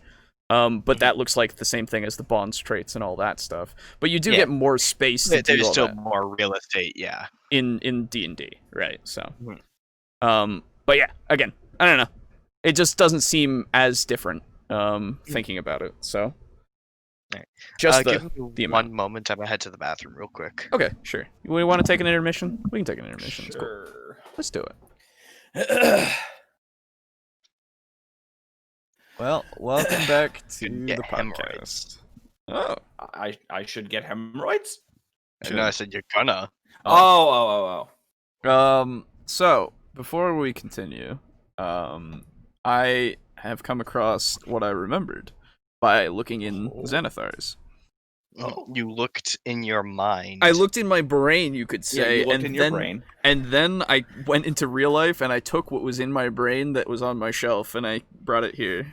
Yeah, he just fetched the nearest piece of paper and just kind of Yep. vomited the knowledge out upon it. I could not help myself. Your As- brain has a bookshelf in it. Yep. Doesn't yours? Mhm. And a pool table. That's a big fucking Yeah. brain. Thank you. Yes. It doesn't. We It has know. many rooms separated by wrinkles. Yep. I hate it 'cause it keeps closing off the rooms that I need and filling Yep. them with more bookshelves of things that are this. Anyway, Yeah, so I know. Yeah. let me read you Same. guys a little bit of things from page 61 and onward from Xanathars. And Okay. tell me if you can think of something similar. So, Mhm. this is your life. Character creation rules in the player's handbook provide all the information you need to define your character in preparation for the life of adventuring. What they don't do is account for all the circumstances that shaped your character during the years between your birth and the start of your career as a member of a class. As we continue, ideas not rules. Even though these pages are full of tables, I'm skipping ahead a few things. Even though these pages are full of tables and die rolls, they don't make up a rules system. In fact, the opposite is true. You can use as much or as little of this material as you desire, and you can make decisions in any order you want. Section by section, as I continue to skip ahead a bit. The material is divided into 4 sections, each addressing a different aspect of your character's backstory. Origins. To find out where you came from, use the Origins section. When you're done, you will have a summary of facts about your parents, your siblings, and the circumstances under which you grew up. Personal decisions. After you have selected your character's background and class, use the appropriate tables to determine how you came to make those choices. Life events. Your character's existence until now, no matter how brief or uneventful, has been marked by one or more life events, memorable happenings that have had an effect on who you are today. And then supplemental tables. Your life has intersected with the lives of plenty of other people, all the way from your infancy to today. When a result mentions such a person, you can use the supplemental tables, page 72, to add needed details, such as race, class, or occupation, to that person. Some tables in the other sections direct you to one or more of the supplemental tables, and you can also use them any other time you see fit. And then as we continue on, it has parents. You don't know who your parents were, or you know who your parents were, which is a 1 to 95 for you know them, and 96 to 100 if you don't know them. Yeah. It honestly, I recommend, like, in terms of character and world building for your character, I recommend that you do know your parents, because it adds more. It can. Both can, to be fair. It depends on how you take it. Yeah, it depends on how you use it. It even has for non-human parents for half-elves, half-orcs, and tieflings. So that's neat. Birthplace, siblings, birth order, family in general. Let's see. I want to be half green dragon, half Tarask. Okay. I win. Well, there is a level adjustment of 12 for that. Yep. Okay. So you're gonna have to wait. Yeah, we're gonna have to. You're gonna have to wait till everyone else in the party is level 12, and it's a level 1 to 10 campaign, by the way. So Okay, then I guess I'll just be like I'll just be like a green dragonborn, and then at level 12, that's when like my Tarask stuff starts popping up. Oh, okay. All right. Okay, that's a bit more reasonable. Yeah. Yeah. And then this also has the what happened to your family. Are they institutionalized? Are they sorry, your family was an institution, such as an asylum, or they were a temple, or they were an orphanage, guardian, paternal, adopted. If you had an absent parent, what happened to them? Family's lifestyle, if they were poor or if they were, aristocratic. Childhood home, it has, and everything, every background has its own thing. I became an acolyte because it's got a D6 table. I became a criminal because D6 table. Childhood memories is there as well. And then I became a barbarian because I became a druid because. So it has a lot of these things. And what I will give the Lifepath system is that it's in the core. Right? Like, it is actually there for you to reference in the core. But I will say that D&D 5e does have something that is very similar, if not outright the same. In the sense of the amount that you can go into to have for inspiration and customization. Not knocking the Lifepath at all. I'm just saying, when he makes the claim that there's nothing like it, yeah, my brain then goes, what do you mean? Now, of course, this is baseline and like in player's handbook, like starter set vanilla shit. Book. Yes. Whereas that is from supplemental. Yes, this is in Xanathar's, which is still part of the quote-unquote core rule set, but it is a whole separate book, and I said, I'll give it that. It is in the core, and that is something that you do not see. I don't think you'd see it in any other core rulebook, though I could be wrong. I don't know. 3.5. Because I Yeah. remember 3.5 was a bit more in depth on character creation, but True. not nearly to the level of Xanathar's. No. In the You types guys of go things. on. I will look for this, and I will get back to you when I Alrighty. find it and have read through it. Okay. Let's continue. Something that I find just absolutely amazing is how integral it is for GMs to write their campaign. Mhm. Game masters or referees, whatever you want to call it, they can take these different events that are in the Lifepath system and use them as tools in their toolbox. Anytime you need a big bad guy, go to your player's Lifepath, find an enemy that's a big bad enemy, and that will be the center of your campaign. So, Well, so in I don't so- know about the Wouldn't say center. any Yeah, time. I wouldn't say that, and I wouldn't say that you need to necessarily look at the life path. You could just have, I mean, even in any other game, you could just have a backstory and then look into that and get the information Yeah. you need if your player has done it. To be fair as well, this has the To be fair. thing. To be fair. To be fair, to be fair, to be fair. But to be fair, the life path system is again core, so it's got more players that will look at it and perhaps do it. But as in the inverse, you still have the bonds, the flaws, all of that stuff that is there for you to work with in D&D and other systems as well. It's just like, unless you don't make a backstory, you wouldn't have this. But most people will at least have the most bare bones backstory. This is where I came from. This is my family or lack thereof. All of that stuff will be there for you to use. Yeah. So I'm not arguing that the life path system isn't good for this. It's just that it is not the be all end all, I don't think. Yeah, because I know that when we were thinking about doing that campaign in the Underdark, and I made that gloaming character, I think they were called. Excuse me. There was, in my backstory, he was the guy who wanted to look for like the Philosopher's Stone and all that. Yes. Yep. And in his backstory, he knew his parents, and he was going out adventuring, but he was living with his parents. Right. And his dad, since basically all the gloaming are explorers, it's in their nature, he went out exploring in the Underdark, and he was captured by the Drow. And the Drow and the gloaming fucking hate each other a lot. Right. And so his dad was tortured and like experimented on, and they basically tore his wings off. Yeah. And they were going to use his wings as like some kind of something. They were going to do something with it. That was up to Brogan. Yeah. So you could have like fucking flying Drow. Oh shit. So he tore his wings off, and then he was like really psychologically damaged by the time he spent with the Drow in their custody. And so from that event, my character really, really, really, really hated the Drow a lot, even more so than most of the gloaming. So the life path is useful if you're not particularly adept at crafting a backstory, and you kind of just want it to be you kind of want to use it to kind of just be spoon-fed a backstory, which there's nothing wrong with that. Again, no, absolutely because I like the randomness. Hell, if I was making a cyberpunk character, what I would do is I would probably come up with a character backstory, and then I would still go through the life path just to see if any roles came up that I liked. Sure, yeah, absolutely.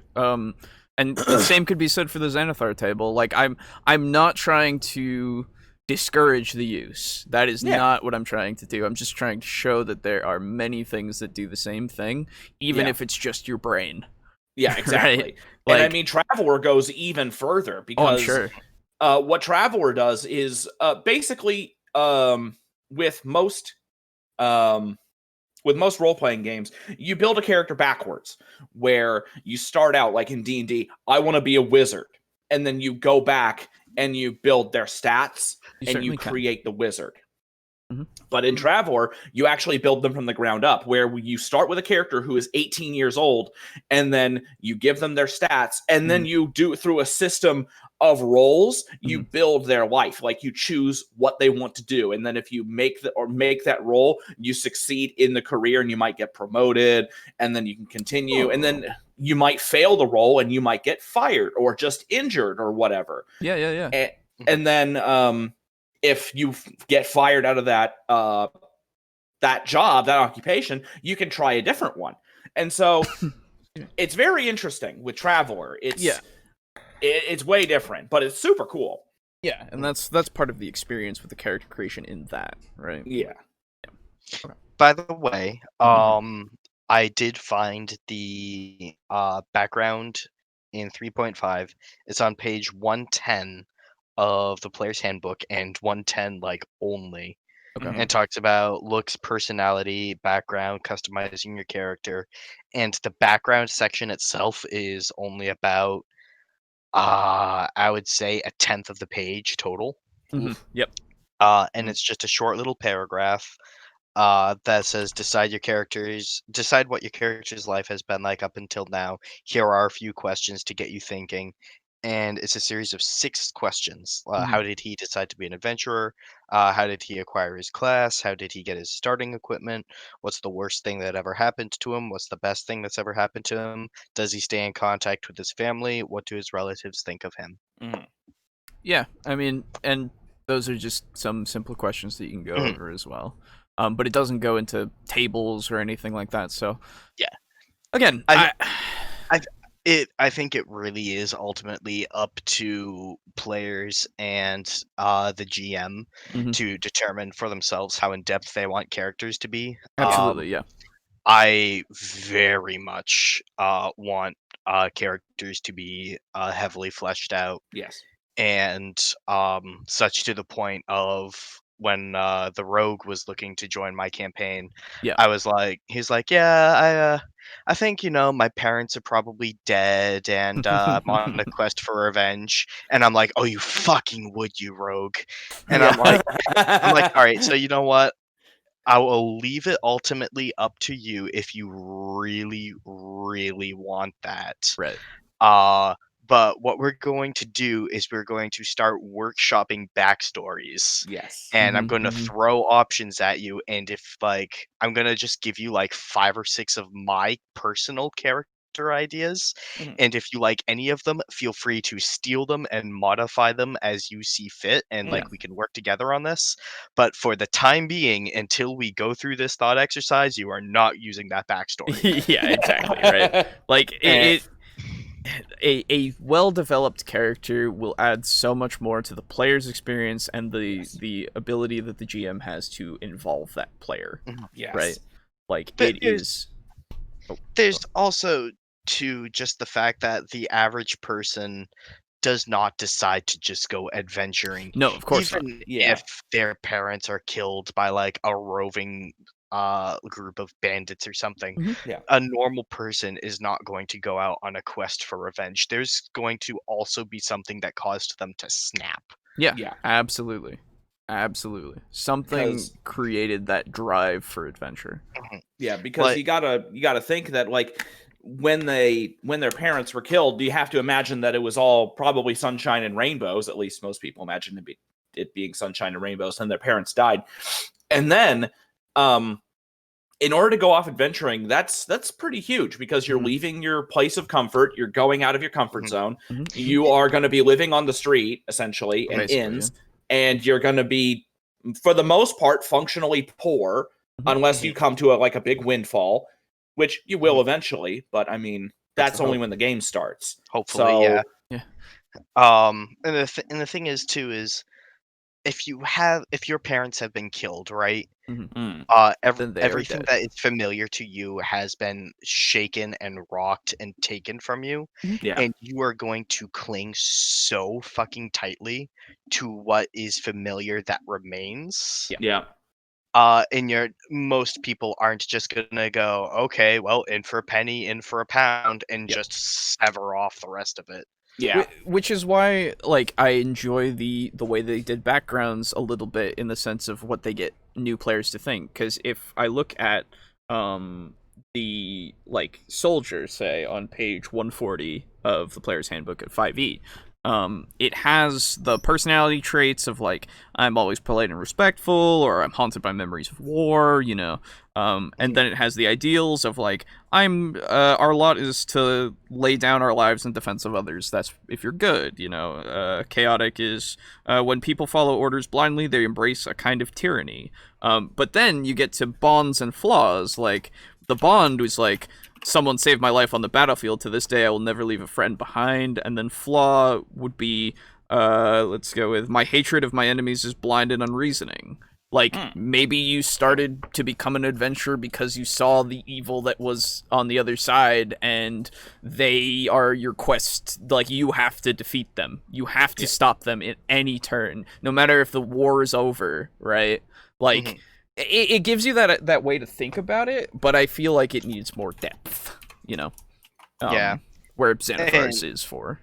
And that's why when my rogue, for instance, mentioned like, oh, my family was killed by bandits, yada yada, I was like, dude, literally every edgy D&D character backstory is exactly what you just said. The stereotype is there. Yeah. You know, Like, and he went, wait, what? And I'm like, yeah, literally anyone who can't bother to come up with a good backstory uses that. And he went, oh.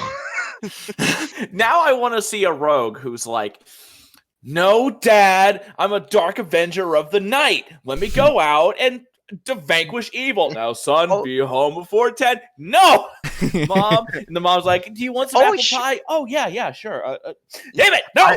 I am a harbinger of evil. It's like, oh, sure, whatever you say, dear bud. Yeah, and so like you have this rogue who's like still living with his parents, and his parents are totally fine. And he's just like he's just like Jotaro and his mom, basically.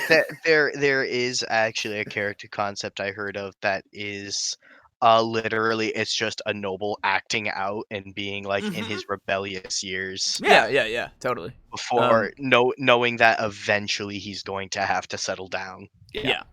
But he wants to live while he can. Yeah.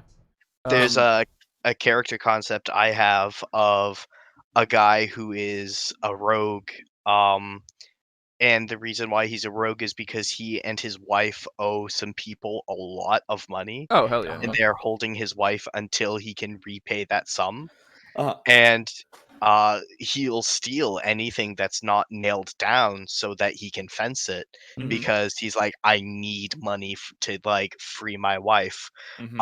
But he's not like the edgy, like, oh, my parents died. He's like, dude, I love my wife, and they're keeping her, and I don't care about this tavern owner's forks. Right, exactly.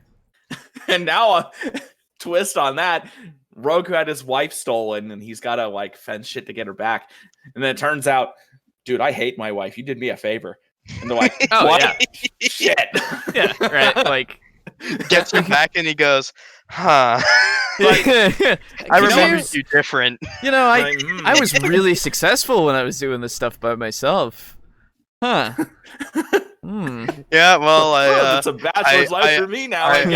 I freed my wife, but turns out she's an old ball and chain. Can you take her back, please? And then the next campaign you play, it's the same name and everything, but he's switched to a fighter and he's just a deadbeat dad.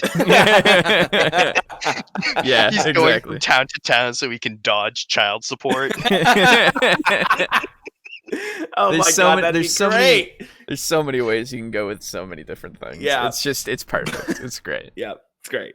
So, you know, again, let's get back to Lifepath. Yeah. Anytime they need some help, anytime they need some kind of connection in the underground world or in the corporate world, you just go straight to their Lifepath system, go through it, and you'll find somebody that can help them.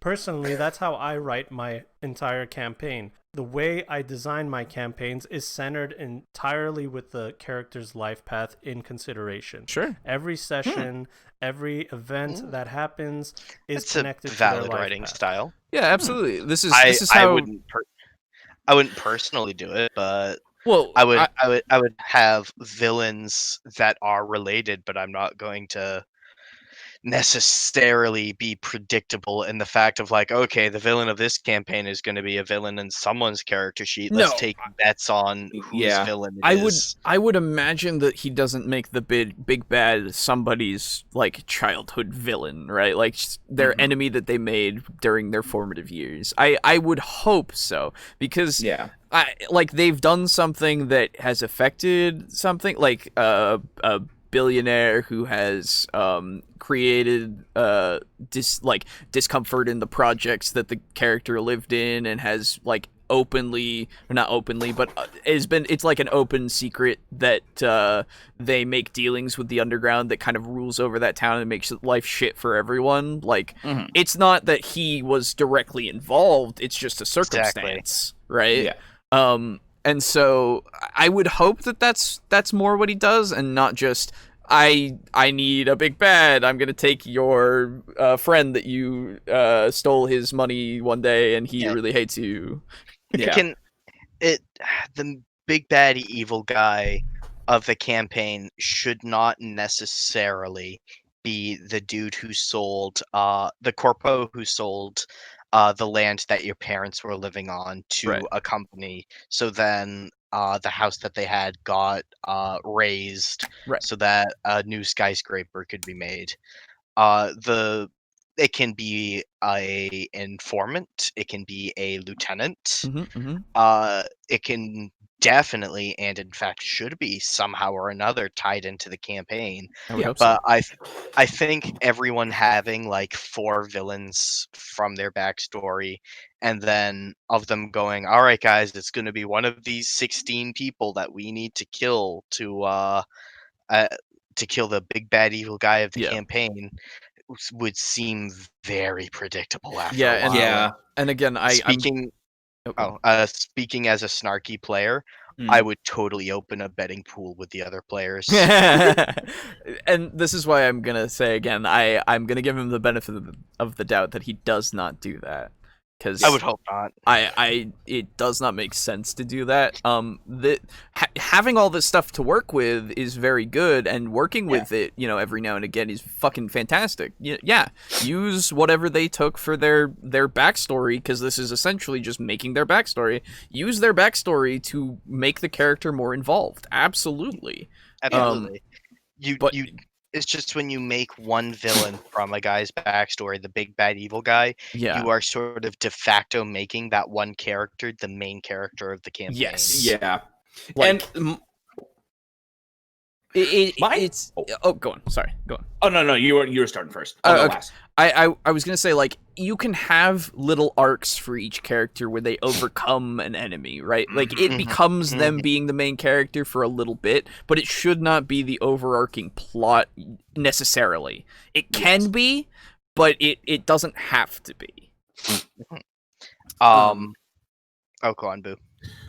Well, 2 things. I think it would be, now that you mentioned, how you can have a character arc for like one character, I just had this thought, it'd be pretty cool if your players are all making characters who actually, they have a reason to know each other. It would be kind of cool if they all had a common enemy. Yeah, absolutely. And then that common enemy is either the big bad or related to the big bad or below them or whatever. That's the thing. That can be the case. It doesn't have to be, is what I'm advocating, right? Yeah. And then my thing is that the way that I write stories, I have personal difficulty getting backstories in, because my storytelling or my writing style is I write out a story and then I figure out how you guys fit into it. Oh, sure. And so far, it seems like it's going well. Because I got you guys backstories, and I'm doing what I can to implement them when I can, and absolutely. It has happened. My thing is that if I were to have a campaign where I use your character's pre-written backstories, I feel like it would be hard for me. Let's see. If I'm writing the campaign, what I usually do is I write the general story of the campaign, and then I get you guys to make characters, and then we're good to go. And then yada yada yada. But with this, it would be you guys make your characters and then you give me backstory, and then I have to step away for like 2 or 3 weeks writing the campaign with your stuff in there. And I always get so nervous that like in those 2 to 3 weeks or months or however long it takes me to get the campaign ironed out to a point where I think I can run it with minimal-ish flying by the seat of my pants. Right. Because I'm not as good at that. I feel like people would lose interest in that character. You know what I mean? Maybe. Because I know that like when I make a character and then like I come up with the concept and I'm like, oh man, this is super cool. I want to play this right now. And then like maybe a few months later or a few weeks later, I'm like, oh man, I just got a new character. I'm going to write this up. Man, this is super cool. You know? And that would suck for you guys to make a character, do a backstory, and then I spend like a month and a half writing the campaign around that backstory, and then you lose interest in that character over those 2 months. That would be very unfortunate. I would say personally, I'm not that way because I would still play Mock at the drop of a hat. Oh, I would still absolutely, play Muscle Wizard at the drop of a hat. And I am still super pumped to play Jedediah, even though that campaign got canceled. Yeah. Like, I never played Jedediah, but I still think about him every now and then, and I'm like, man, I'm gonna play Why don't you play him Farmer. when we do Starfinder? I may actually. It's Yeah. an idea I've been kind of tossing around. So yeah, and for me, it's literally if this was the point, right? If you were going to take a character that I make and incorporate its backstory, I would have to be invested in that character, right? Like that is definitely something. And usually I get pretty invested with my characters. It's not like, even though in the campaign that I do on Wednesdays, like even though I've retired 2 characters technically, right, and one of them's died, I love each of them. I wanted to play Gimbal again because I brought him back for the third, my third character in the campaign, because I was like, no, you know what, I really want to play him because he's really fun and he has so much potential. And I retired the other my Riz, the sorceress, because at the time it seemed like the most logical thing she would do at that time is to run away from everyone, right, and go hide and try to get lost in the crowd, basically. Again, Gimbal the name of the iconic Gamble. That's that. Oh no, sorry. Yeah, that's Gimbal. Yeah, that is also Gimbal. I didn't know until I made him. Yeah. It's okay. It's really unfortunate. The Edward Elric looking gnome bard. Yep. And it sucks because every time I think about it now, I'm like, fuck, right? But it's actually it has a purpose. And I kind of turned my head in my chair and I'm like, wait. It has a purpose because it's not actually his real name. But it's a whole thing. Edgy boy. No. Well, I guess kind of. I don't know. He's been kind of name's kind of edgy. He's been kind of. It's more just because of. Shut up. Let my character be my character. You fucking dick. People still don't know what's going on. By all means, be edgy. Like, I'm not telling you to stop. I'm just telling you you're edgy. I don't. That's the thing. He's not edgy. He's just an asshole. Okay, so it's like Muzzle then. Not to the same degree because he's at least more sociable. Well, see, Muzzle wasn't edgy. Muzzle was just an asshole. Yeah, and again, like he's an asshole to a point. He is sociable and he is trying to make connections with these people that he's with because he wants to. And so he's not going like, I don't want friends because that'd drag me down or something like that. Are right? Gimbal's parents alive? I don't want to say because I have people that listen to the podcast that are in the party. So fair enough. Yeah, there's some stuff. Same reason why I freely talk about things in my campaign, but when people in my party are like, "Hey, what was the name of the podcast?" And I'm like, "I'm not telling." And it's literally it's just because I've only talked about the stuff that I've revealed anyway. So, but yeah, it's one of those things. So I would be super invested in the character no matter what, because I want to have that character. Like, when I make a character, I want to play that character. You know, I want to see him to go to his completion, or die trying. Right? Dude, Like, I would still be down for playing Pakruti, from the Dandelions one shot. Yeah. Oh yeah. Absolutely. I would any day. Damn, Drop I of the hat. forgot about them. Drop of the hat. I would drop of the hat. I would play. I know. My Tabaxi as well. That I can't remember his name. Yeah, I because I'm want to bad play with Lazy names. Time again. But yeah. So Damn that's right. it. Cheeky Vale. Cheeky Yeah. Vale. Oh man, Yeah. I loved those guys. They were Yeah. great. They were great. It was so fun. It was. Oh well. Oh well, tick that off. Reminiscing about that failed campaign, unfortunately. Yeah. Damn it.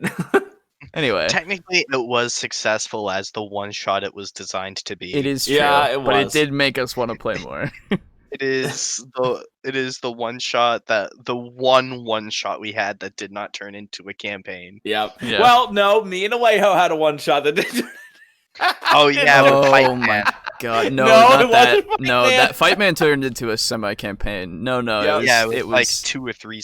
Yeah. Oh, your microphone just cut out. That was when I played Cletus the Redneck Elf.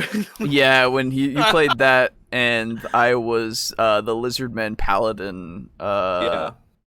He was the name. His name was just the name of, like, the word for nature, I think. Let me Because that's how check. lizard men do. Yeah. God damn, Yeah, it was good. That was so stupid. That's So- my only kill there that you I've are. ever gotten with fall damage. Yep, that's right. So was it like Cle''Tus? No, it was just Cletus. Uh, Yeah, it was just Cletus the Redneck Elf. Yeah, it was great because Yep. he, even on disadvantage, would always hit with Yeah, his bow. it was fucking stupid. I basically just took everything to make me really good at shooty shoots. And so like I had like a plus 9 to my shooting, and that was in 5th edition. So you were they can't take our short bows. I actually had a longbow Yeah. Oh. so that I could fire 500 feet. And basically what happened was there was, like, toward the end of the session, there was a sorcerer that we were fighting. He was like he was a wild magic sorcerer. Yeah. And he was trying to fly away because we fucking broke his mind. Alejo broke his We mind. broke his spirit and his mind. Yes. So he was flying away, and I'm like, nope, this is not turning into a thing. I'm going to kill this guy. So I keep firing my shots at him, and he can't fly fast enough. And so we're shooting him, and then Alejo perks up. I was like, wait a minute, isn't fly concentration? And Brogan's like, fuck. Yeah. So he fucking rolled the concentration saves, failed it. And he splatted on the ground. It was great. It was amazing. Oh my god. Fuck that was- guy. It was so stupid. Jesus. Yeah, it was really fucking good. Bad way to go. Bad Oh, way to it go. was the perfect way for him to go, though. It was absolutely I perfect. actually think I remember hearing about him and Rogan saying that he was just being a fucking asshole. Yeah, he was. It was great. And then just going, no, fuck this guy, he's gonna die. Yup. Yep. Anyway, let's continue on with Lifepath. Before I even put pen to paper, I study their life path system. I write down names. I take every single person that they've ever talked to or hated or has helped them, and I make sure that those people are involved in the story in some way. Okay. What ends up happening is the plot hooks that I throw at my characters are more of an educated guess whether they will do the thing that they're going to do. For example, if I want them to go into a nightclub, I don't tell them that the door of a nightclub is open and waiting for you to walk in. I tell them that somebody that is a part of their past life just walked in the doors of that nightclub. Somebody they hadn't seen in 5 years or thought that was dead. They just walked into this nightclub. Whether they want to go into that nightclub or not is up to them. But I have created a scenario where their character should probably be interested in going into that nightclub. Man, I just tell my players that they'll level up if they walk into the tavern. Oh no. Yeah, and see, here's the thing. Here's what I do. I forgot about that. If they're out on the street and I've rolled my d20 to see how hard everything is on the street, they might want to go into the nightclub so they can like reset the difficulty. Exactly. Yep. Because they were out on the street and I rolled a 20. It's like, well, oh god, you gotta crit if you want to like do anything. So just go to another different room and reset it. God, I hate that. You all go to a nightclub and you all manage to find someone to spend the night with because the DC for charisma checks there was really low. Yeah. So, jokes aside, great way to do it. I'm perfectly pleased with this. Yeah, Oh god, don't remind me of fucking dungeon. You can't stop me. I know. Room difficulty, yeah. Oh my fucking god, it hurts. Yeah. Anyway, It hurts me See, the more than it hurts you. Lifepath system gives you an educated guess on what you think your players would be interested in.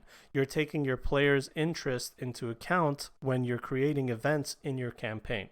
Now, I wanted to break down to you guys exactly the different types of ways that you can use the Lifepath system. Before I do, though, I want to say thank you to the people on my in our Discord that helped me out with their ideas. I asked them how they use the Lifepath system, and everybody had some really cool answers. So thank you guys. And this is what I think is the different ways that you can use the Lifepath system. So, Number one, I just want to say. Mm-hmm. Oh, I'm sorry. I'm eating a slice of pizza. That's fine. I'm jealous. You should be. Goddamn. What kind of pizza is it? Just cheese. Oh no, I meant like Papa John's, Domino's, what? Frozen. Ah, okay. From a brand called Mike's. Nice. When he started with like the shout out and the thank you, I thought for sure he was going to go into a sponsor, and I am very much relieved at the fact that he was just thanking the people for joining his Discord and helping him. I mean, especially after he spent a minute and a half shilling in the beginning of his video. yeah, it's but I mean, it would have been okay, I suppose. It's just one of those things we'd skip through. But I will say though, that I just wanted to thank our sponsor for this week, ExpressVPN. God damn it, shut up. And I haven't even started reaching out to sponsors, my man. Well, hey, once you do, they'll be able to check all our content. They'll be like, hey, they really like us. Yeah, they'll see true. how regularly and how naturally we put in ads. Yeah, that's true, right? And how much you like doing them. Oh my god, I love them every day. So before you play the video, I mean, I would be down, honestly. I would. His face right now, like, you guys are paused at like 7:02, right? 7:01. Okay, at least where I'm paused, it looks exactly like when you pause like Super Smash Brothers Brawl or whatever, and Link is just doing that face like, in the middle of a blink. Right. Yeah. Oh, okay. I think that's what's going on right now. He's got his eyes open for me, so. Oh, okay, yeah, like they're very, very lidded for me, like half open. Oh, gotcha. His eyes are open for me, but he looks a bit buzzed. Yeah. He looks very blurry for me because he's mid motion. Which is great. I love it. The first way you can use it is the fast system, and this basically just means you roll on the chart, you write down the results, and that's it. Disaster strikes, you lose this much money, and that's it. Boom. You're done with that. We don't need to go in depth. We don't need to think about how it happened. It just happened, and there it is. It's on paper, rules as written. Let's move on. The second way is also a very popular way that I've seen is the fast inspiration. So you roll on the tables, you roll on the charts, you write down the results, and using the results as inspiration, you go more in depth on who this character is. You had no idea who this character is before character creation. You just knew you wanted to make a solo. But after the Lifepath system, it looks like this solo was an ex-military guy. So before we go too much farther in this, I gotta say, like, I understand like again, Lifepath system, pretty cool. I'm for it, absolutely. But you're trying to sell this to me, and you're not giving me anything unique. Yeah, Like this I is am so. Other than it being in the core rulebook, like that is the only part that I'm like, yes, okay, good. I want this because it is in the core. Yes. Yeah. That's the only thing that has gotten me so far. basically you're just trying to sell a system that lets you roll backstory, and that's it. And because that's effectively what the Lifepath system is. It is just a series of tables for rolling your backstory. And again, which is awesome. It's great. Use it if you want to, but that doesn't make it unique. No, it's the only one in the core as far as I'm aware, and please let me know if there's any others. Like, let us know. Well, I mean, okay. What I mean is, that are like this, because Travelers is way more in depth. It goes. It is part of the character creation. It is basically required, right? Yes, pretty much. Yeah. So what? Borderline gameplay. Yeah. Yeah. So like, and so like this again. This is a good table. It is a good table, but it is not unique, other than being in the core. Because I can look at any other rule set that has a table like this, or just has the questions, right? Because you can do this for anything. Yeah, you can, and in fact should be able to get results like this without using a Lifepath system in any edition if you are putting thought into your character and what makes them tick. It's very nice that they have helped to streamline this process. And like I mentioned earlier, with if a character dies and I need to make a new character, then using it for a quick inspiration, as he mentions, lends itself really well to that. But I don't really think it'll be something I use often, if at all. And again, like, if you're a newer player, absolutely go for it, you know? Oh, like do whatever you need to do in order to make sure that you have a character that you enjoy. But like, if you're already comfortable making in-depth character backstories, then I don't really see any way that this is going to help you. Yeah, other than just like base inspiration. That's it, right? Like, just so you can know the world, I guess. Yeah. Okay. So let's use the things that are in his life path to figure out what he did in his military time. Where did he serve? Was he honorably discharged? Was he a career military guy, or whatever? There's so many things that you can do using the results in the life path system. So the third way is what I like to call predetermined. And this is ignoring the life path system, basically. You just say, I wanted to make this type of character. I don't care what the life path says. These are the things that have happened in their life, and I don't want to use the life path system at all. I'm creating their origin story for each year. I'm making their own events, and this is my predetermined character. I don't want any chaos or random charts to deviate anything from my idea. Yeah, the more that he does it. In what way is creating your own character from the ground up predetermined? Yeah. What seems more predetermined to me is the dice determining. Yeah, like, because like the ability for you to come up with your own stuff is vastly more varied than this, like, however many tables of 10 results. Exactly. Like, I get the fact that it says right there on the screen, roll on charts and use the results to supplement predetermined ideas. Sure. But in all of the experience I've ever had with RPGs, if your backstory is fixed or anything other than totally built by you, it's like the DM handing you a character sheet and saying, hey, here's a predetermined character sheet. Yeah, that's predetermined. Getting a already made character, that's predetermined. This is literally going through and creating a character yourself, right? Like, if you use the life path system, you can make it your own, absolutely, but you are still predetermining what happened in their life. Yeah, right? It's and I guess it's kind of predetermining to a degree if you have the player just do it themselves, because they are determining what happened to the character, but it's not the same thing. Predetermine. Yeah, it's like, it is one or the other, and really it doesn't matter which one, like, overall. It's just that for something that is quote unquote predetermined by ignoring it, then you just are creatively doing it on your own, like, freedom, right? Like, you can just do it however you want, and that's more options instead of just being on the table. So I don't know. Strange.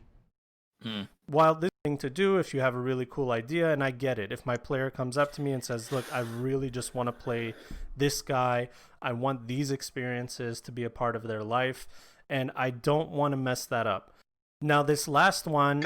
Okay, so then why... Okay, so I understand you're advocating the using this system because you think that it adds so much more, but how does somebody just coming up with the backstory not do the same thing when they share it with the GM/referee?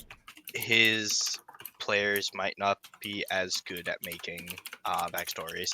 True. I suppose, but then again, when you are selling this to other people, shouldn't you take into account that some people are going to be good at it? No. Oh, okay. All right. Yeah, no. All right. Never mind. Okay. Is something that I've evolved to do. So what I usually do is the fast inspiration method, but I had a player come to me with a predetermined character, and they told me that they were open to the random chaoticness that is the Lifepath system. So I generated a new style of using the Lifepath system. They came to you with a fully fleshed out character in their mind.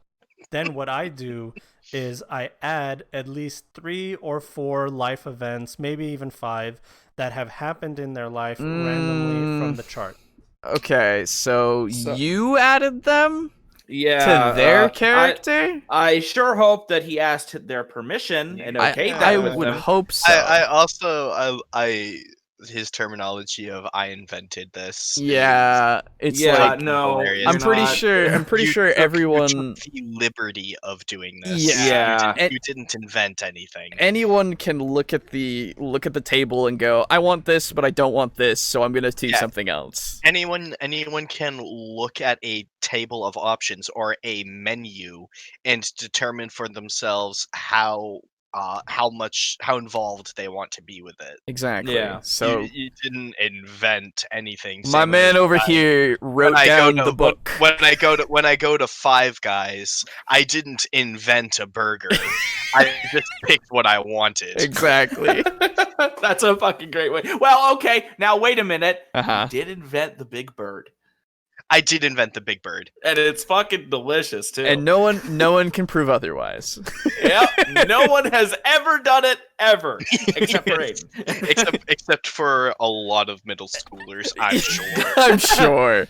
People who were high, people like so People who many weren't people. high but are fat asses. Yup. Yep. I just really wanted something really I wanted to experiment. I like McChicken patties, and I like mac sauce. Yup. And I like big burgers. Just Yup. fucking rip the cow off the Big Mac, slap on a couple birds. Let's go. Exactly. So, like, my man over here takes the book, he sees the table, and he just rewrites the table, you know? You made this? I made this. Anyway. Fucking, my man, the innovator over here with a real stoned expression at 9:32. Yeah, I know, I'm there too, yeah. Shower thoughts. Fucking, you know what you could do? You could look at the table and pick and choose. I can take a player that's already fully thought out and then ignore all the work that a player did and roll on the table despite the player's wishes, dude. And just put everything in there, dude. That's some pretty deep fucking thoughts for someone who's stoned. I can take agency out of the player's hands, dude. Like, I hope he qualifies that, like, this is all copacetic, but, like, dude, it doesn't sound that great to do to somebody's character. Don't get me wrong.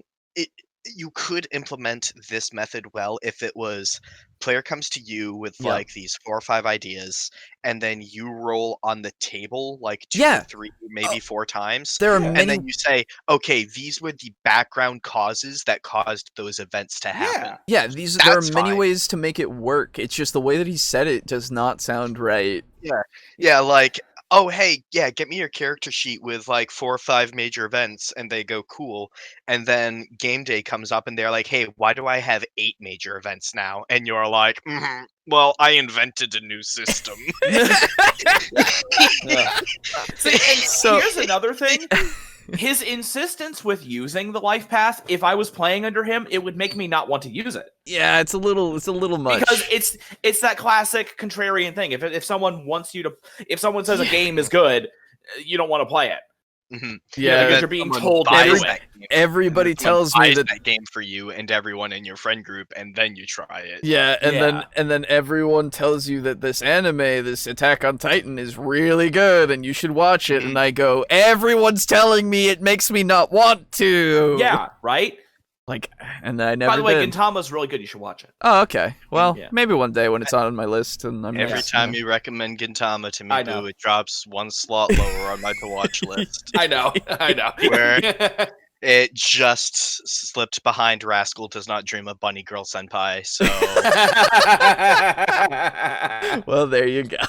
Oh well, that is okay. We can decide what age it happens. We can say early life, later life. Wii is whatever. good. It doesn't necessarily have to be one event per year. What I'm basically doing is injecting the chaotic randomness of these charts to create something unique that even both. So- It's I already can't- unique, you I son can't of a come up bitch. with something unique. Like, well, Come on now, dude. You got to have a little more faith in your players. okay, like I'll say, right, he used good terminology in the sense of saying we decide, right, when it goes in, but he's decided the things already for we to decide. Yeah, and like, why Don't why that. does it have to be? Why does it have to be chaotic and random?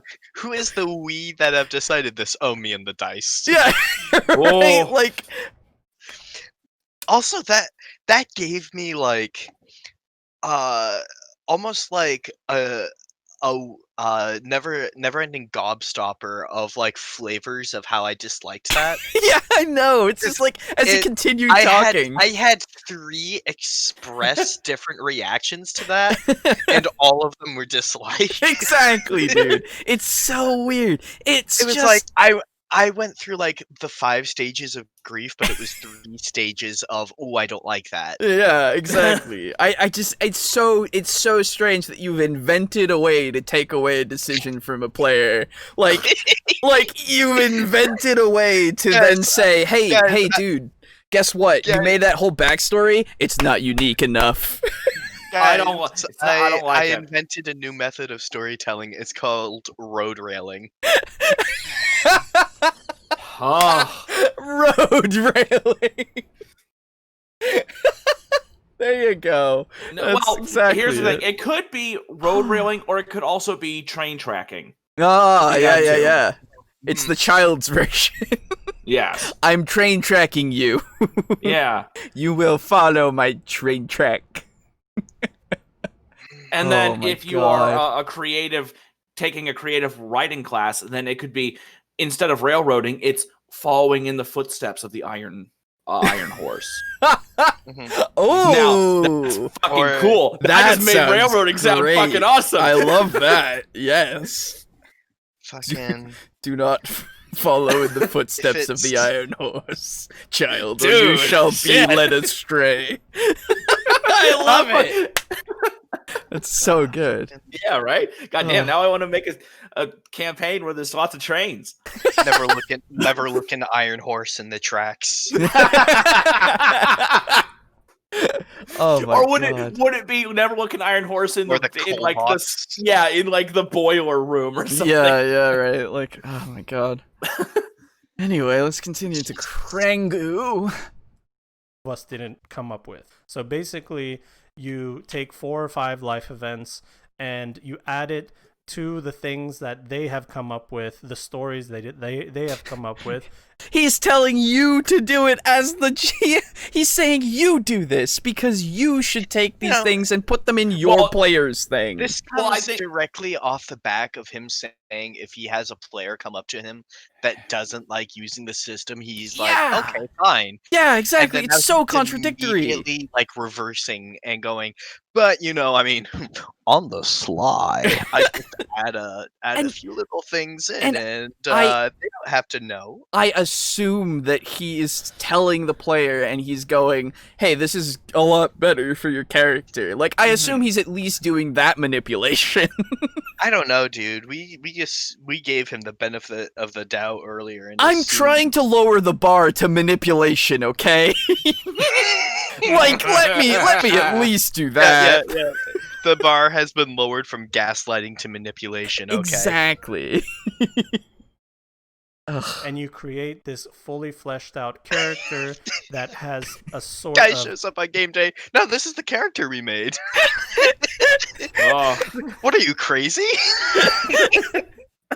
Like, it's just... No, dude, you recommended this point to me. And the player's like, what? It's fucking DM gaslighting. Yeah, exactly, right? Like, it's You know what? If you want to gaslight your players, I'm all right with you inventing that. You go ahead and solely claim that. I want no part of that. I want you're playing a nothing to rogue. do with Oh, it. you rolled he rolled a fucking 18 dex. It's like, game day. Oh, hey, here you go. Here's your rogue. Why is my dex 15? Because that's what you rolled. Yeah. What? No, It's like, no, I rolled an 18. No, you rolled a 15. I have it right here. Yeah, And he's why like are my- erased it just perfectly enough that you can only see the 18. Why are my Or the character's 15? parents dead? I killed them. I mean, you killed them. Remember? You told me That's they what your died. backstory said. Yeah, that's what it says. It's in type. You typed it out for me. It's You right have here. written it down. Yeah. Things that are written can't be lies. Here's the email you wrote me. Oh man. And then it's like super obvious that he sent it to himself. Yeah, no, it goes one step further. both He's the sender actually and the recipient. it goes one step further. He's actually signed into their account and emailed this Oh, to Jesus. himself. It's like, Either that, or he couldn't get into their account, so he makes a dummy account. Yeah. Where, like, an L is a capital I or something. yeah, exactly. And it's just like, what? Oh, I guess I did. Dude, you were drinking pretty heavy the other night. You make really good characters when you're drinking, apparently. Oh no! Oh, that's so bad. I love that. It's just really fucking bad. Oh, that is dastardly. And again, my God. this is all a joke. We did, It's just a joke. We're going we're way joking about further it. than Yeah. originally Don't cancel us intended. over this. Cancel us over other things. Yeah, cancel us over the school stabber joke. Yeah, exactly. Come on. But don't gaslight your players No. or, people in general. Exactly. This is so weird. Oh my god. How to use Lifepath. Where's the one where it's ignore your players' decisions about their character and roll their backstory for them? Tell them it's not unique enough. Oh, that's where it gets me. It's like, Yeah, it's so weird. I made this character. You don't tell me that it's not good enough. Oh, it's so strange. Tell them that they're not allowed to determine their own backstory. Like, I can see you going, like what you did, Aiden, where you're like, okay, so you want your parents to be dead and all this shit. That's a stereotype, my dude. Are you sure? Because you can totally do that. That's fine. But yeah, you're gonna have to graduate from the course of how to make a backstory before you get to choose how you make your backstory. yeah, like, it's, again, if it's so simplistic to the point of like, it's nothing, then at that point you can step in and go, are you really sure? Because you could make this so much better. You could. Like even with what you have here, we can just develop that to be unique on its own. And like at the end, he has his backstory. He took like mine as a skeleton, which was a person who is trying to impress his father-in-law to be, Right. Yeah. and whose father-in-law to be has sent him on like an impossible quest. Yes. And what he changed that to is my father's a high elf, my mother was a Nord. My father had a fling with this Nord, and I'm the result of it. When the government found out, they ordered my mother to be killed and me to be sent back down to the Somerset Isles, where I will never fully fit in, but I am of partial elven blood, so I am to be raised as an elf. Mhm. I went there, I joined the military, and I spared the life of a sea elf, who is sort of my love interest, and I got exiled from the Somerset Isles because of this. I will only be allowed back if I can impress my father, who is a general in the High Elven army, with a list of feats that I have completed. Mm-hmm. Yeah, and that's completely unique from what you Yeah, said. and Like, that it went from my parents are dead to my mother is dead and I am yeah, estranged from my father, but I crave his respect. yeah, it's completely different, and it's super cool. Yeah. Like, good on him for making that, right? Like, out of the what he had and what you gave him, right? Mhm. Like, he was able to find a good balance between, Mhm. and Yeah, like, and he's got like a couple daggers that were gifts from his girlfriend. yeah, And I've described them to the other players as being really unique in the fact that they're like karambits, but they're shaped like sea snakes on the handles, oh, and like cool, you've never quite seen anything like this. yeah, yeah, yeah, But that's all that they know. He's not bothered to share the backstory of how he got them. So no, until he finds the party like interested enough, or until he deigns to tell them, it's not yeah, any of their business. exactly, and it's super cool. And like But he's you got really should have rolled on a table for him and Yeah, then told yeah. him that he needs to take these Yeah. certain things because it's not I unique enough. the party just recently jibbed a couple owl bears, and Mm. he sent me a message and he's like, "Hey, would owl bear talons be good enough for like the list of like impressive animals that I have to kill?" And I'm like, "Yeah, dude. Yeah. They're not like high rank monsters, but they at least have a reputation, so that'd be Yeah, true. like worthwhile." You know, Um, you put a and little like, too much. Oh, sorry. and he's like, "How many monsters do I have to kill?" And up until then, I had not thought at all about it. And I'm like, 15. Yeah, there you go. And he's like, "All right, I was initially thinking about 10ish or so, but like 15's fair." Yeah. And I'm like, "Yeah, it's the sort of thing where you've been put on this mission with the knowledge of it will probably be a suicide mission. Yeah. But if you do succeed it and come back, that's how you've like regained your honor. Like you're Zuko at this point. Yeah, yeah, Hmm. totally. You're given an impossible task and like, fuck man, if you can complete it, you absolutely can come back." Mm-hmm. When you started that whole thing, you put so much emphasis on they jibbed the owl bears. Oh yeah, they did. And I was just like for the first like second or two, I'm like, they jibbed him, and it's like they jizzed those owl bears. And I'm like, what? And I'm Yep. Yeah, so Dude, that's it. the druid's not with them right now. yeah, it's okay. true. Well, there you go. That's lucky. Lucky for the owl bears. All right, let's Yeah. let's finish this video out. Random number generator, chaotic life path thing going on with them. So basically, that's the idea of the life path system. The life path system is just Artel Sorian's way of tackling character origins. You know, other RPGs do their own flavor of doing this. You know, we have origins that D&D 5e that they try to do with their backgrounds and stuff like that.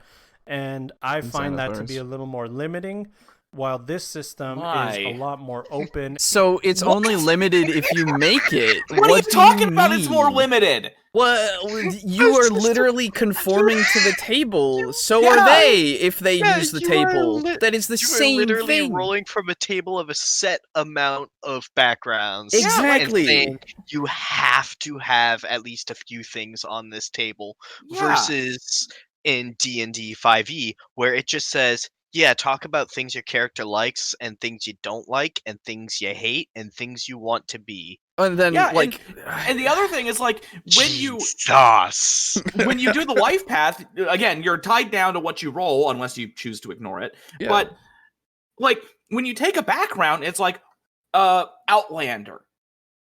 That's quite a vague term. You can turn that into whatever the hell you want. And again, I would say as well that background doesn't even necessarily have to relate to your bonds. Yeah, exactly. I treat background more as just a stat bonus. So what I would say is that the backgrounds have the tables for bonds, flaws, and all of that as well. So it is limiting if you do the same exact thing as the life path system. You do, if you use it exactly like this, then it is also limiting, but that's only if you do so and you don't expand on it. Like, you have so much freedom to use it or not and come up with your own thing.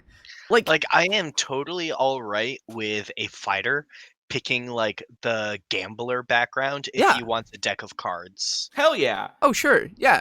Doesn't that fighter may never gamble once in the campaign, but the player just wanted a pack of cards for the character. So in that case, I would just give him the cards. Doesn't have to pick a background for that. That's very small. Yeah, I know that it's just an example, but like, say they want like I don't know, like a +1 to persuasion checks, whichever background gives that. I'll just give them the background. I'm not gonna say, oh, you went to fucking lawyer school. This is where I would say just give them the proficiencies and stuff and make their own background out of whatever they have, right? Like at that point, like, because if you choose the background itself, that is actually pretty integral, I would say, in the sense of this is where you came from, and if that doesn't reflect, then why choose it other than... Because you can just work with your DM to go, I would like these, and then they go, okay, right? Yeah, that's actually what I did with the rogue. Yeah, there you go. He wanted to be more of I get into places and less of I was like a street urchin for a bit, and then there was this where I was just like, dude, you have some like criminal contacts from other shit kids who grew up to be part of crime. Yeah. And we'll also give you like a bonus to fucking stealth checks because you ran with a group of kids who were sneaking into areas and stealing food, and you weren't necessarily the one stealing it, but you were definitely following along at their heels. Yeah. And like this is why the background thing is a guideline to me, because if you choose a definite background and that fits for your character, then great. That's fantastic. You know, you use that shit that it gives you. But if you look at all of them and you go, I have a little of this, I have a little of that, like this is what I'm thinking, and you go up to your DM and you're like, can I have like some of this, like the ability from the urchin to navigate any kind of city because I know the ins and outs of cities and I know the back alleys and stuff, and can I have the charlatans like deception checks and stuff because that's what I would do more so. I would get that proficiency from that because I was very much needing it when I was on the streets and stuff. Like, if I don't know if Urchin gets that, but regardless, like if you mix and match that stuff, it's not like it's a problem, right? Like you've created your own background and it's pretty unique in that sense, right? There's also on page 125 in the 5e Player's Handbook, there is literally a whole thing that says customizing a background. You might want to tweak some of the features of a background so it better fits your character or the campaign setting. To customize a background, you can replace one feature with any other one. Choose any 2 skills and choose a total of 2 tool proficiencies or languages from the sample backgrounds. You can either use the equipment package from your background or spend coin or on gear as described in chapter 5. If you spend coin, you also can't take the equipment package suggested for your class. Finally, choose 2 personality traits, 1 ideal, 1 bond, and 1 flaw. If you can't find a feature that matches your desired background, work with your DM to create one. There you go. It's even in the book. Like, you don't need it to tell you to do this, but it tells you that you can. Fun right? fact, I didn't know that little chapter existed until I turned to page 125 just now. I'm I'll just be honest. doing it. I'll be honest, I have never read this page. Like, backgrounds made so much sense to me that I didn't think I needed this, right? Mhm. Like, so I never read that bit. So, hey, I just saw backgrounds, page 125, flip to it, and then I saw creating a background, and I'm like, that looks juicy. yeah, customizing a background is definitely, like, it just makes sense, doesn't it? It just makes Like- logical sense to do that, though, right? With your DM or as a DM, to just be able to give people what they need. Yeah, like if you want the and I'm also totally fine with doing like if you want your character to have the background, the charlatan Sure. background, right? Um, or at least what is described in there as like what you get the benefits of, Mhm. which is whatever the fuck, I don't have it memorized. Uh, But your character is a brawler by nature. I would be all right with you writing brawler in your background Mhm. and then just writing off to the side, got this.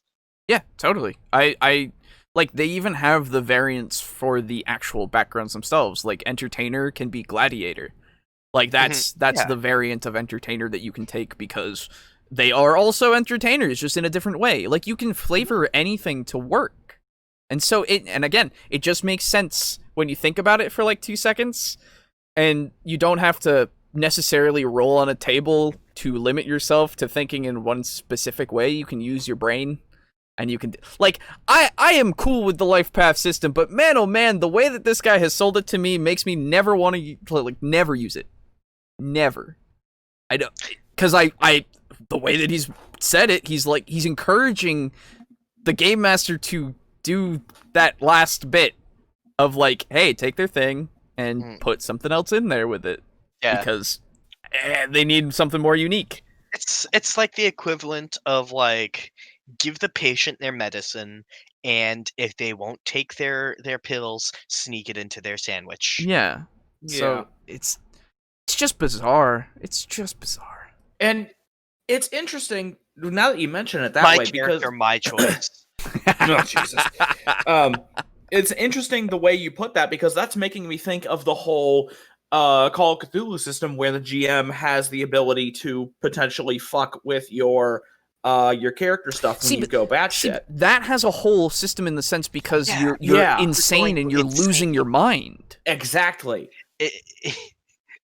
Much like this, it's craziness. Yeah, it is actual insanity. It is literally, I can't remember exactly how this was, and now it's different. Like, I Yeah. remember it differently. I'm starting to become Joker, and I can't remember how I really became the thing that I am today, right? Yeah. Like, it is literal insanity. I remember back when Wanton Slaughter wasn't hilarious to me. Yeah. But the events in between that, they're a little sparse. there's actually a mechanic in the game Prey by Arcane Studios. Okay. Yeah. The 2017 remake. It's not Prey itself. It's so dissimilar. I don't even know if it's a remake. Honestly, Yeah, it's just the new Prey. yeah. Yeah, I know, but it has the same name. It does, but and you can just call it Prey 2017. It is technically a remake because it is. Is it? I think it is technically the same IP. It is. It is just it is one of those IPs where they deleted Superman and made Man Super. Oh, but the whole point of Prey, was you were a Native American man who. Yeah, no. Fought Yeah. Screw that. Oh, that. oh, That's okay. dumb. That's dumb. Okay. We own this IP now. We can make that non-canon. Everything in the Prey Bible is in the trash. We are writing a new Bible. This is why I consider it wait a a minute. It's completely bullshit different because game. he's a Native American? Wow. Yeah. Yeah. No, that's totally why. It's not the fact that it was a bad Doom game. Bad game. It sucked. But no, legitimately, that's why I think it's not even a continuation. It's not part of the same universe. It is its own game. It is its own game, but I'm saying legally wise, if you were to go to like the patent office Sure. and look up the Prey IP, they would be lumped in together. Yeah, maybe. I guess so. I can't argue with the law if that is the case. Anyway, The reason go on. why, Yes. I mentioned this, and I promise it is relevant. I know it is. is I'm an asshole. with neuromods, it's basically a way to download information to your brain. You take an injection Mhm. and you learn a new skill. You walked into the doctor's office and like you were failing I don't know, fucking calculus in college or I was something. thinking math. Yeah. Um and then you take a little shot in your eyeball and oh man, I have the entire um basically like a whole master level understanding of theoretical math. Mhm. Fucking And nerd. and there are employees on the Talos space station who have taken neuromods to be better at their jobs. Makes sense. And there's an email that you can find from one person to another, and he's like, "Hey man, do you remember when I found like some particular director, some directors type of comedy movies really funny?" Mhm. And like I couldn't get enough of them. I was quoting them all the time, like every Monty Python nerd I know. Yeah, that's true. And now ever since I've gotten my third theoretical physics mod, the movies just don't do it for me anymore. And I know I used to find them hilarious, Yeah. and now my wife is looking at me like I'm a stranger because we watched a couple movies last night and I didn't even crack a smile. Yeah, it's fucked because it's messing with your brain, Yeah. Yep. messing with your memory. And it's the same thing with going having the GM mess with stuff on your character sheet When you for go your insane. likes and dislikes. Like one day you're ordering a burger and the next day you're like, if I have a pickle on my burger, I will kick your ass. Yeah, And then your wife will leave you. and then your wife will leave you. Yeah, and again, that is a mechanic because it makes sense, Yeah, right? Like yeah. that Guys. is fine. Guys, Yeah. I get it. Uh-huh. He's doing this so he can bang his players' wives. Oh, That might be it. gotcha. That Okay. might be Has- it. He has the Keemstar look about him. Oh no! Unfortunately, if his players' wives are old enough to marry, they might be a little too old for him. Oh no! Yikes! It's a joke, ladies and gentlemen. Pull your Keemstar, do not. Keemstar.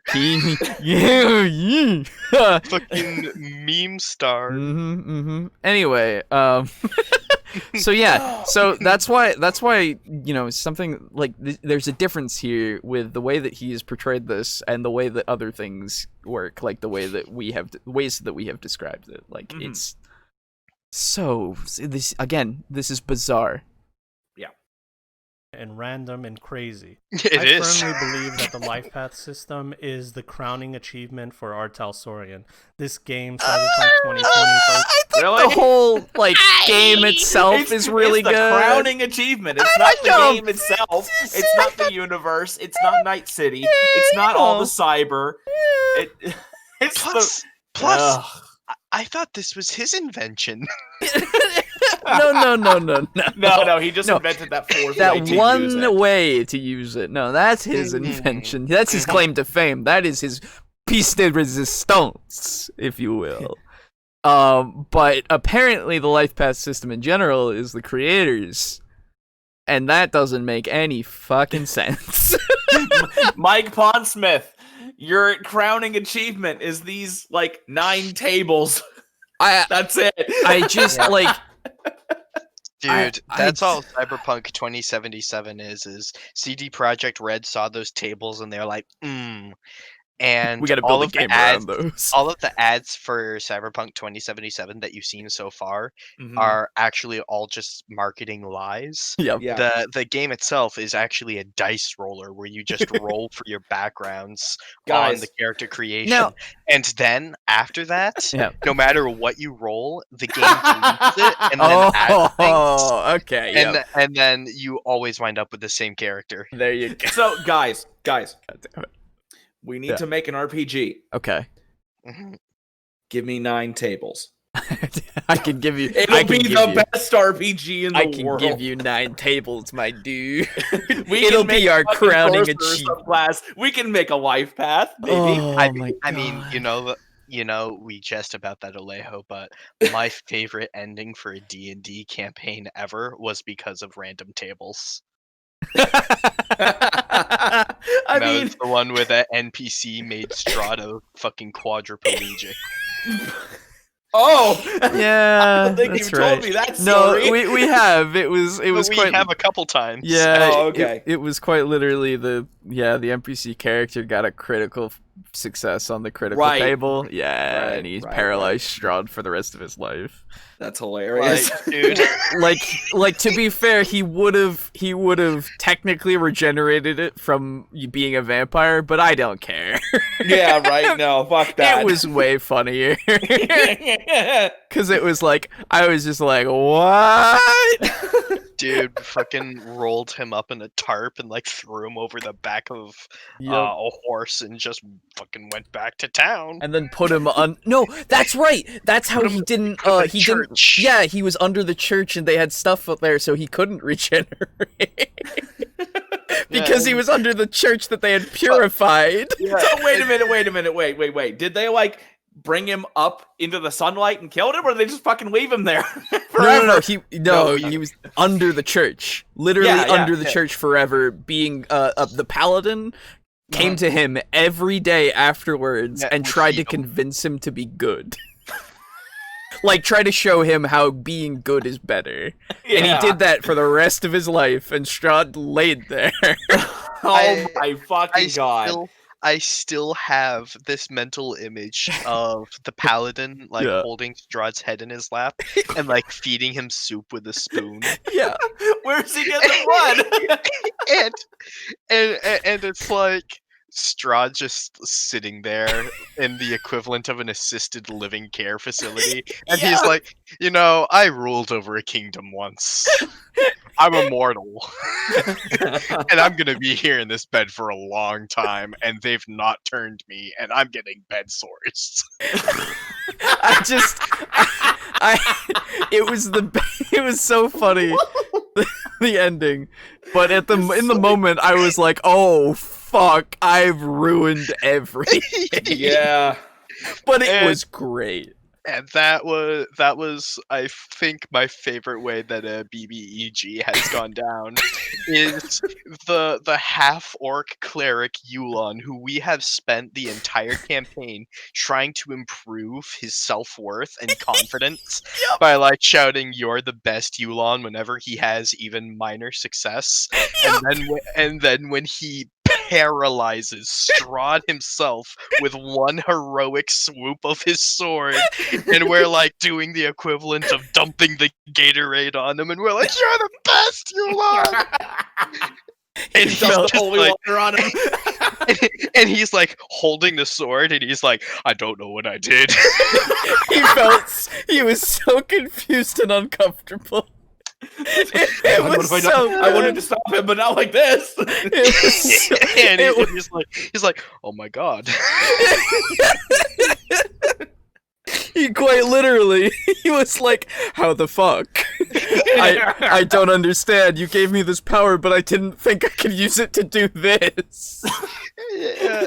And then there's Strahd on the ground as we're like walking over him to celebrate the half orc. He's like, what the fuck? And he's like, what's happening? Why can't I feel my everything?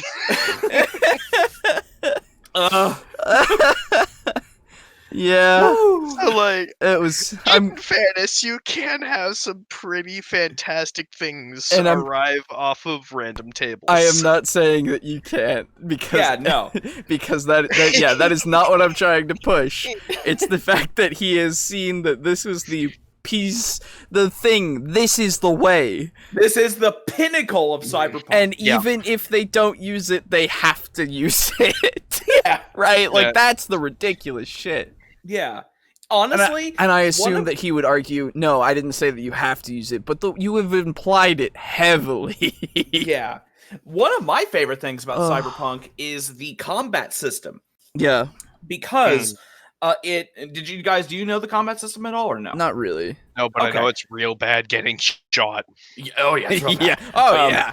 But one of the things that's really cool is that it encourages really bombastic, crazy gameplay Mhm. where if you are say you're playing I don't know, Call of Cthulhu or something, and you have a gun and you're trying to move while shooting, you would take a penalty to it. Yeah, makes sense. If you are moving and shooting in Cyberpunk, you, depending on the gun and your skill with it, you wouldn't take a penalty to it. And since you're running, the enemy has a penalty to hit you. Oh, sure. And so you get all these bonuses and stuff by acting out and doing lots of like action movie shit. Yeah, oh, yeah. And so like the way it works is you roll your dice. And you roll your dice, and let's say you need like I don't know, let's say you need like a 10 to hit or something, and you have enough dice, and you can get like really huge numbers when you roll. So you need a 10 to hit. Let's say you roll like a 32. Sure. So you have this 32 of dice pool that you can do stuff with. And so it's like, okay, I only need a 10 to hit. I want to like run and do a big like leap up into a catwalk and start sprinting and shooting down at them across the catwalk. Sure. Okay, if you do that, then that'll probably cost you about 12. That'll be like a penalty of 12. Okay, Right. well, I still have, even if I take 12 off of that 32, I still have 20. So I can still do 10 points more of stuff. And so all those actions will give you bonuses against your enemies. And so it really encourages very, very mobile combat. And it's super cool. Yeah, no, it's neat. And I believe you get more because of exploding dice, right? Probably. I think so. I think that's the way it works. I'm not entirely sure. I don't actually know if you get exploding dice. Either you get exploding dice or you can wind up with a huge dice pool through like mastery of your skills and shit. Right. I'm just super disappointed that my decker, who spent all this time in the van with the sawed off in his lap, never got the chance to like someone opens up the twin doors in the back of the van, like, oh, we tracked him in here, opens it up, and it's just me sitting at my desk with a shotgun, like, Well, at least you got to bang a bunch of Satanist chicks. They weren't Satanists. They just were. wanted a gallon of lube. No, they were. Oh, were they cool? Yeah, they were. Yeah, that's yeah. Well, you know, I mean, he's down. You don't tell them everything, you know. Yeah. Like, And let's be honest, would he really care to open his eyes enough to notice, or was he distracted with other more pressing matters? Yeah. And I mean, it wasn't a ritual. They were just having their orgy night. That's seriously all it was. Yeah, and they're like, hey, come back in a couple weeks from now if you want, and he's like, I will. Yeah, right? all right, let's finish this video out. Yeah. Maybe. Maybe. We'll see.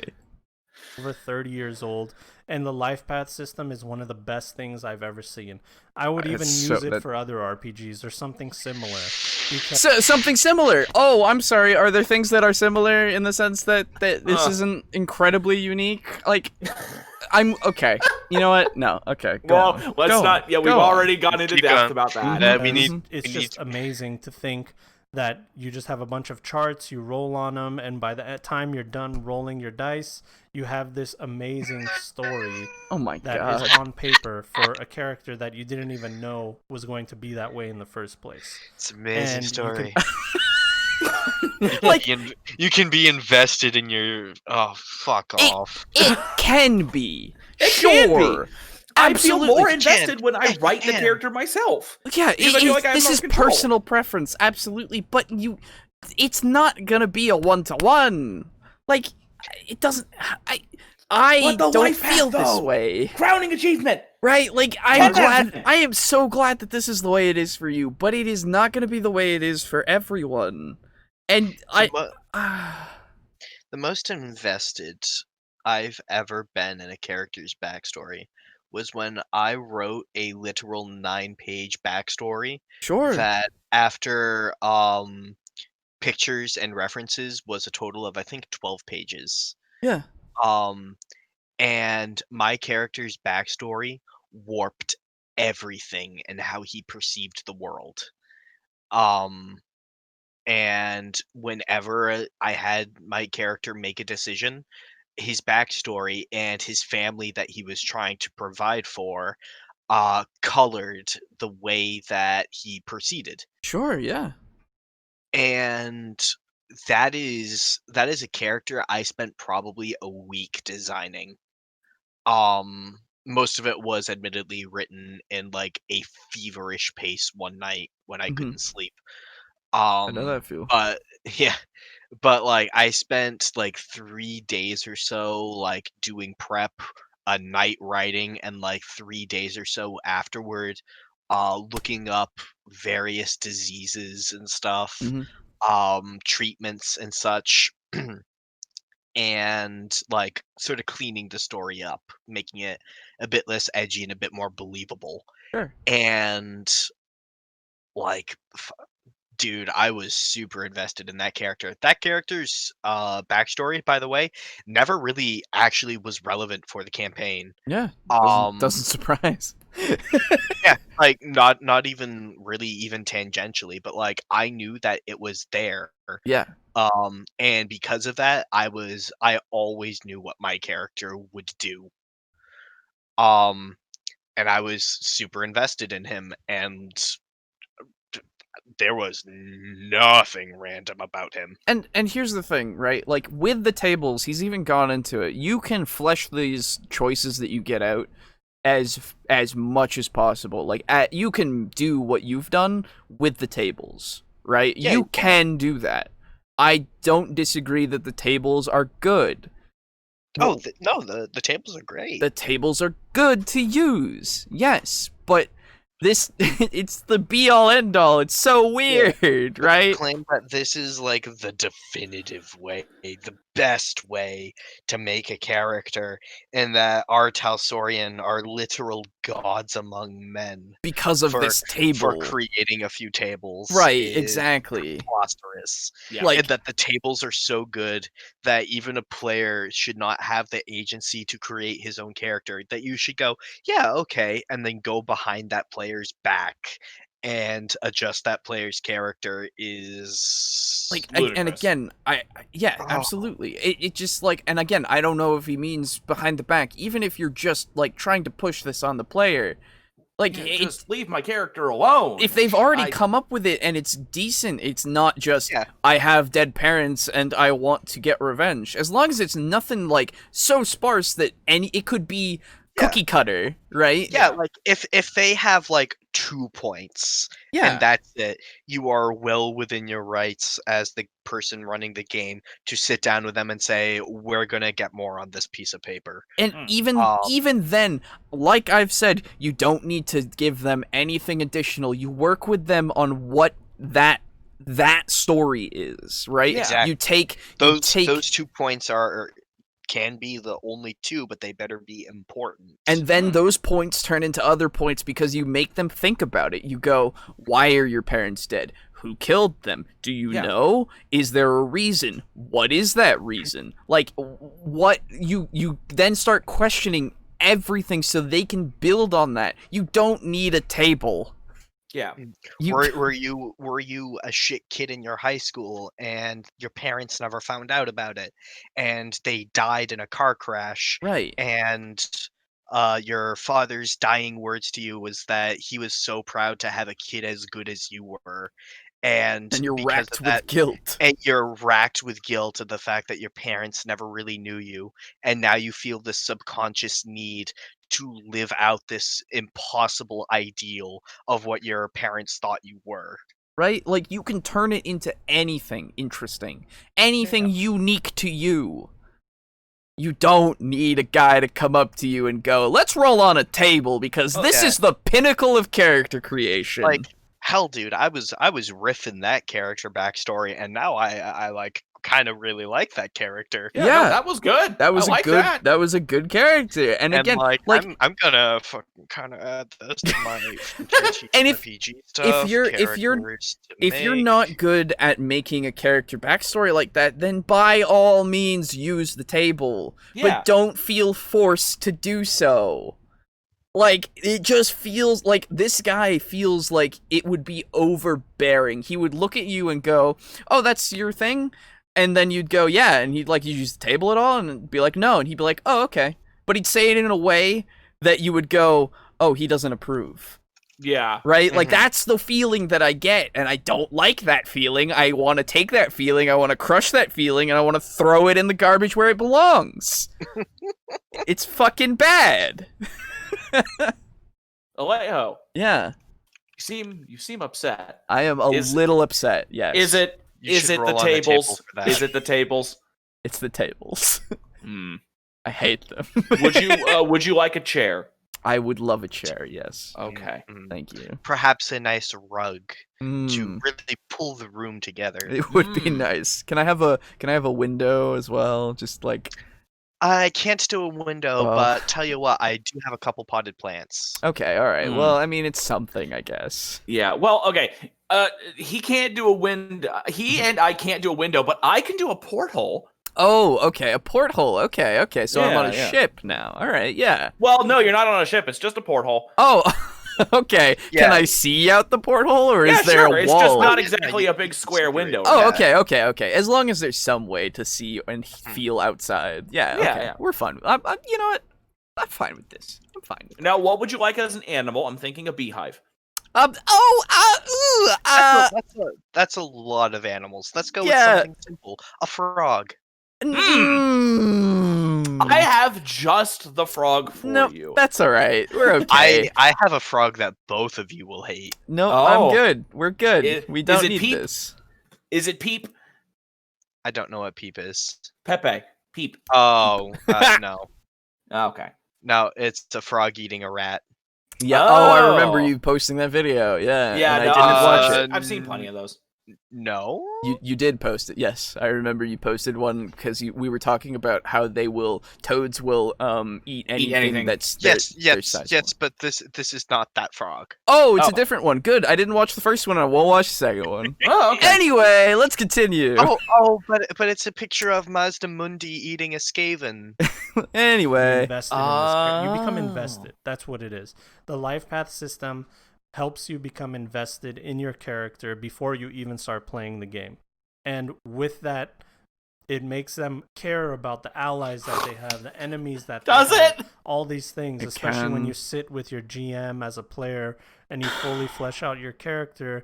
Both of you have worked on this together. It's not just your character, it's both of your And characters. now. then you decided that wasn't enough and Yeah. to add more. this And is so, so okay, fucking wait. like. I care significantly less about something that I rolled up on a table because it's just a dice telling me, oh, this is now part of This is how your this character is me. is, right? Like I can again.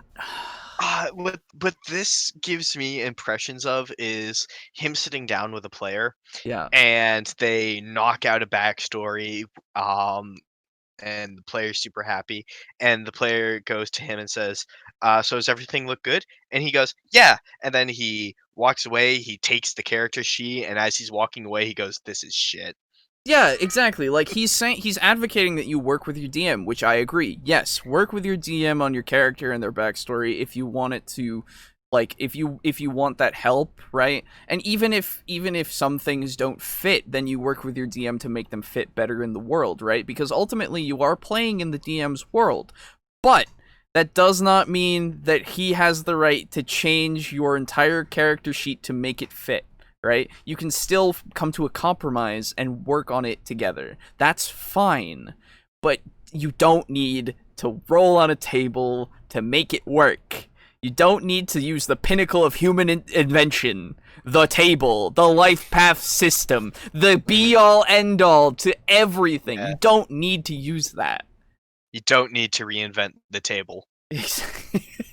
It's like you can bounce ideas off each other and go like, hey, I'm thinking this is my character, right? We'll have him be he's gonna be a half orc, right? And he's gonna like to pick flowers. That's his like little niche thing. He really enjoys picking flowers, right? And like and then you start going on and you go about these things, and your DM goes, okay, so how does this all tie together? Like, how are we gonna make this like really kind of work with how your guy is here? Like, how did he become this? Right? He's gonna be a barbarian. He really liked flowers, so he can still like flowers. How does that, is that something that he got from when he was a child? Like, where did that come from? And you work together, and you make the character. But they have all the input, and you have this, like, minimal input of, like, I have suggestions, and I have questions for you to answer, so that you feel like you've made the character because you have. Guys, Uh-huh. I think it's time that I come out. Oh. Uh-huh. Yeah. Okay. Turns out, All right. the backstories that you guys made for your characters, Okay. they're not the same. I rolled on tables. Oh my I'm god. sorry. Oh my god. They're all different. Well, and here I was thinking that because we were chasing a dragon Uh-huh. and we were on the mortal plane, that we might be in a particular area of the world. Yeah. What? No. Sorry. No. No. An area of the world known for worship, in fact. What? Well, What? here's the thing, though. No. The tables have spoken. Oh. It can't. It well, cannot okay. be. Okay. Cannot All right. be. So much for incorporating character backstory. Yep. Yes. The tables. I The mean, tables are our masters. What can I I'll- do in the face of such tables? You must I'll- sit down at them. That's true. all you can do. It's true. I'll just delete my backstory then. That's okay. I have You it written down. You're good. Yeah, go ahead and send me my backstory. Yeah, Okay. please. Yeah, exactly. I'll mail you the file so you can rip it up. Burn it. Yep. Let's finish this. Let send me my backstory so that I may be invested. God damn it. And the GM, it really hurts them when they lose that player, when they lose that character, or it aches in the back of my mind. I haven't really paid attention to that player or their story, and there's so much juicy detail in their background that I I can't understand. ignore it. I understand what he's saying. He's saying make a character that makes both of you invested. That's fine. Yeah. Sure. Yeah, But not the way that you have said. You know what aches for a player though when they Yeah. have no choice. Right. Exactly. Yep. It's just Hell, fucking make a movie, dude. write a fucking book. If you write Yeah. so much, write a fucking book where you have control over everything and the reader gets to go on the journey.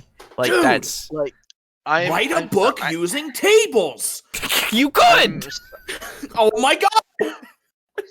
I'm sorry. Like I'm really trying to swear less out of like respect for like that request, but I'm at this point in time I'm so done, Yeah. and like the doneness is turning into anger. Yeah. Sure. Because we're still We're here. almost done. We're almost out. Why I are know, we I still know. here? Yeah, but we Just make- to but- suffer. Yeah, but like we're almost done, but we make it 3 words before we pause for It's 3 minutes. because he keeps saying things that are stupid. So next session, I'm going to make sure that there's some part of their life path in the session to It's fine. keep them revitalized and reinvested in If this they use character. Lifepath, then Well, if they other use than that, just thank a you guys so backstory, much then for I hope you watching did the this same video. thing. I hope it's been helpful. It wasn't Alright. helpful. Yeah. Well, I that's- mean, okay, that's it was a little helpful. It Little was. bit. He explained it at least a little bit, and like, yeah, I understand I it am now informed in my refusal of using it. exactly. Like, Yes. I will not use it. Unless I really need to, right? Like, Yeah, unless I really feel like I want one little thing. Yeah, I'll do the same thing that I intended to do, where I will write out my character and then go through the tables, roll on them, and just see if there's anything that pops up that fits. Exactly. And that's the most I'll do with it. In like in fairness, rolling on tables to do things like, say, creating cities absolutely can Yes. work. There was a city I was trying to make in my campaign called North Point, Yeah. and I wanted it to be to have really powerful guilds, and the ruler was basically a puppet ruler. Yeah. Mhm. And sort of like a council was primarily where the real power of the city presided, Yeah. because the ruler didn't want to be really in charge of anything. He just did whatever his advisors recommended. Mhm. And it was the guilds just doing whatever they could to make as much money as they could. It's basically America. And um I wasn't feeling too great about the city until I rolled on the table and I got large city, powerful guilds, puppet ruler, and like a few other things about general layout of the Mhm. town. And I was like, cool. Well, I already feel I'm onto a really good start with this. Um, because I basically rolled exactly what I've designed. Sure. And now that there's like a final few questions that I had no idea how to tackle, I now feel more confident in doing what this role gave me. Here's the thing, though. Even saying in fairness, there's no need to do this because we've all already said like it it works. Tables work. They are Oh, yeah. fine, right? Like no one has questioned if tables work or not, right? They work. It's just not the be all end all. This is his point of like Yeah. use the table because it is the best way. He has expressly Mhm. stated that you miss out if you don't use the table, and Mhm. I will counter saying no. It You is miss out the if like official way. if you give yourself no creative freedom whatsoever and you just go by the table, like you can then go from that and do creative stuff with it, absolutely. But if you just follow the table, it's not gonna be any different than if you do it yourself. Mhm. It will all result in the same place. So in fairness, like it all works. Like But the tables work the best. it's like, yeah, okay, cool. I'm glad they work the best for you. No, for right? everyone. No, no, it's for this one guy and some other people. I'm sure they work the best. Great, good for you. You Good. know, I can't help but notice this isn't RPG related, but just like looking at his shirt at the Mario that's there, Yeah, Mhm. the way he has that wrinkle by Yeah. the diaphragm makes Yeah. Mario's cap look less like a cap and more like a do-rag. yeah, I know. God damn it. I Um, didn't see that till now. Fuck. yeah, Yeah, it's and pretty like you good. can't unsee it. No, Yeah, of course thanks. not. You can't now. Yeah, I thought that this was going to be an informative video that gave me a few things of like, okay, Lifepath's pretty cool. I feel like I could use it. I don't care anymore. I Yeah. just don't care. Like he's not sold me the Lifepath system. He's taken the Lifepath system, shoved it in my face, and said, "Use this." And I go, and he goes, "No. Use this." And then I go, "But what if I don't?" He goes, "No. No. Use it, otherwise you do not have the same experience." And I go, "Oh no, fuck off." And if you don't use it, I could potentially go behind your back and use some of it Like anyway. it's just Yeah. it is bizarre. You won't have the same experience as I do if you don't use it. It's like I gladly will not. I don't Yeah. need the same experience as you. I want my own experience. Yeah. I am very confident in making characters that I can be invested in and have fun with. Yeah. And your insinuation that I am incapable of doing so is not appreciated. No, exactly. It's fucking Yeah. stupid. It's just Like, boo. Ah. Speaking to you, player as a DM, Mm-hmm. I would say when I made my character's backstory that I pretty much had it fleshed out as far as it needed to be. Yeah, and then you and Um, I talked, and we worked out yeah. some of the details. Yeah, and we worked out a few more of the details, and it's stuff that my character doesn't even consciously know. Yes. But I would say that I did a decent job of writing more or less what I wanted to happen, and that Yeah. with us working together, we were able to create a fully functional character backstory. Yeah, totally. Okay. But I did have to go behind your back and roll some additional shit. right. Of But course. yeah, no. Other than that, it was totally fine. I mean, I guess. What now? No, no, your character's good. Like I know what we did. I feel you mentioned a little something towards the end. Yeah, that your character was good. Oh no! Before that, something Your character? about rolling or. Yeah. You did really good on the last session where you were rolling. Oh yeah. Thank you. Yeah, no problem. It was good. I mean, dude, you fucked up that Minotaur. It was really Yeah. good. I know like I left some things very vague on purpose so that you could have some fun with what I had, because I was just like, yeah, we can, we worked out a few things, and I was just like, yeah, and then you can do whatever you want with this stuff, because I don't want to, like, I like the idea of like, I know my backstory, but also I don't need to know like exactly everything. Sometimes some of this stuff could be, And one of the things that I made sure to do with everybody, I made sure to ask, are you cool with this? Yes, Like, that's right. After we had worked out everything, I'm like, do you like this? Is this Exactly. something that you want to do? I always ask that. That was honestly a touch that I don't do. I typically assume as like my player and I are workshopping things that they're cool with it and they can change things at a moment's notice, and I will just adjust. Yeah. And that was something that when you asked me that, it kind of caught me off guard, and because I was like, yeah, of course I'm cool with it, and I'm like, I should probably do that, and it was a touch that was very appreciated. Yeah, because I want to make sure, because like, even though we're workshopping it and we're all agreeing on it, like once I get the okay, once you say yes, I'm good to go, that's when that shit is going to be integrated into the world of the game. Absolutely. So I want to make sure that you are 100% cool with your story, because not only do you, like, with your backstories, you guys have people who don't like you. Yeah, it's true. Obviously. It's true. So I want to make sure that you are okay with having that.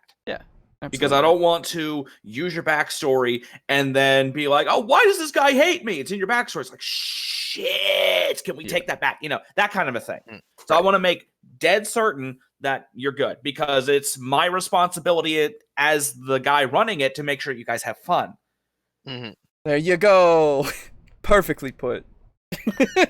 Fuck neck. Ooh. Yeah, it's Dude, just... I heard that and I thought you were crinkling a water bottle. No, that was my neck. Good lord. I know that feel as well. Yep. Sorry. No, you're fine. So, like, I hope to fuck that at least he does that, right? Like, at least he asks if it's cool. Like, I hope, like, I will be surprised if he is that bad. There is no way. Like, if you're that bad, you're on the level of DM layer where it's like, the whole railroading thing. Where and it's like, if they feel that way, it's not my fault. Yeah, exactly. Fuck you. Yeah, no, fuck you. that. That's stupid. Pissed me off so much. Oh, I forgot. That's why he's my new like, Aiden, you have RPG Pundit. I have him. That he is my RPG Pundit. It's stuff like that. It's stuff like this. I didn't think we'd find something like this in this Cyberpunk stuff. I didn't think we would. I didn't think it. I really didn't. I figured tonight would be a night of us talking about how cool it is to like jack into a van and start Hell hacking yeah. a building. Yeah. And I'd have been like, yeah, dude, drones are pretty cool. Yeah, like, then you use the drone to replace- like remotely hack into streetlights and you Yeah. cause fucking gridlock and car wrecks behind you, so the people Anything. pursuing you can't catch up. It's sweet. You can do Ah, so dude, much.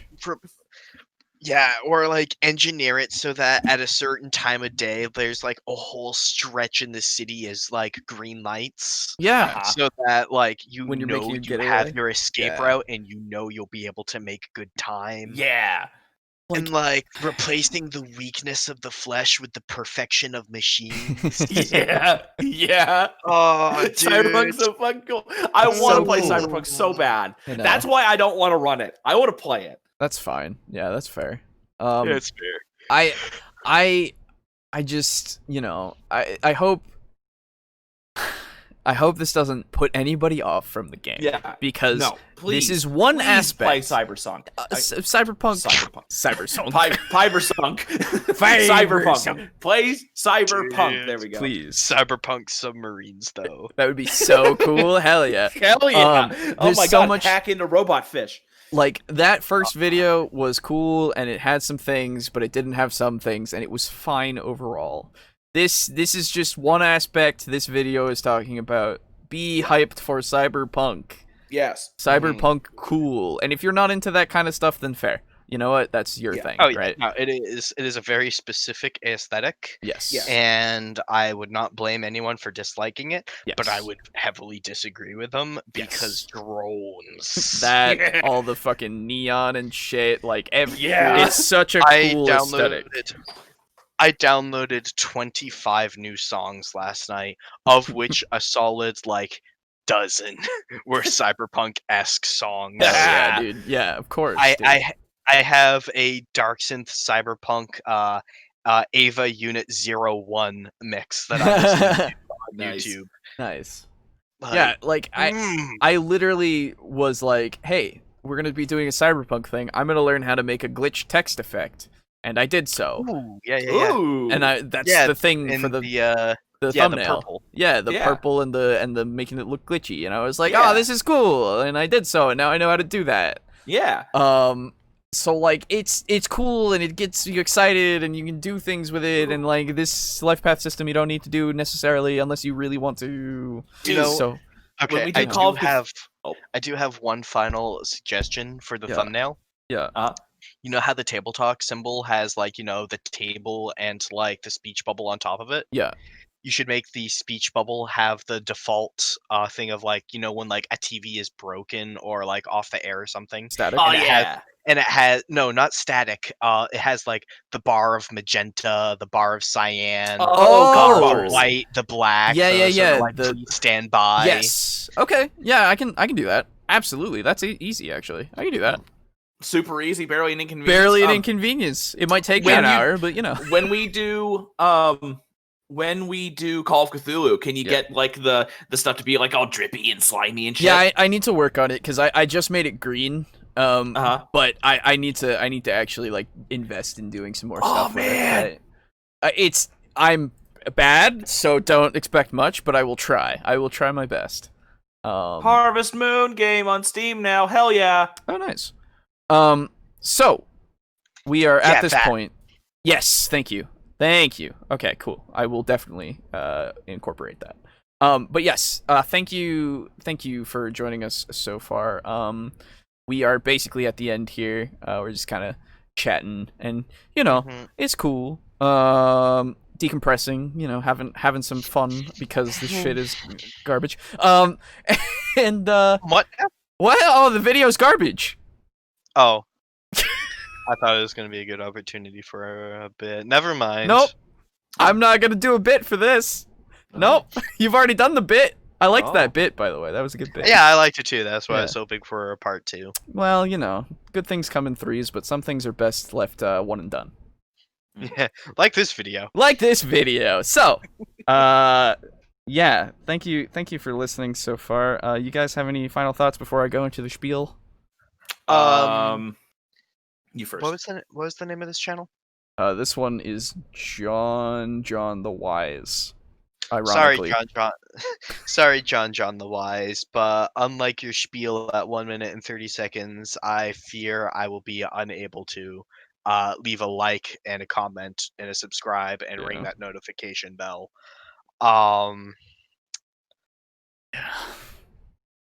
To our listeners, read your player's handbook, check out Cyberpunk, check out Cyberpunk 2077. Yes. God, I wish they would sponsor us. That would be cool. I would Never gonna fucking happen. Never gonna happen. I would be so hype. I know. If they did, I would immediately drop everything and start doing a project like a Cyberpunk Red like campaign immediately. I would drop the money. Absolutely. I would drop the money. I'd learn the system. I'd run it for you guys. I would immediately. Oh, absolutely. I'd be totally down. Yeah. Same. And it would also be super nice to endorse a product that I wholeheartedly support. Absolutely. Read your player's handbook. Make good characters. Work with your DM to make those characters. Even if it's a good character, like let the DM know well and ahead of time and work with them on it, such that the DM knows what to expect, especially if they're still in the process of planning the campaign.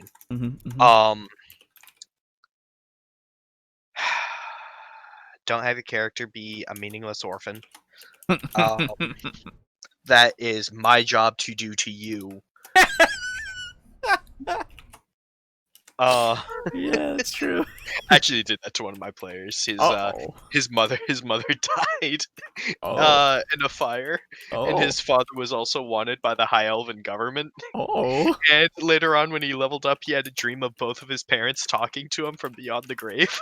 And he's like, "My dad's alive," and I'm like, "Mm-mm."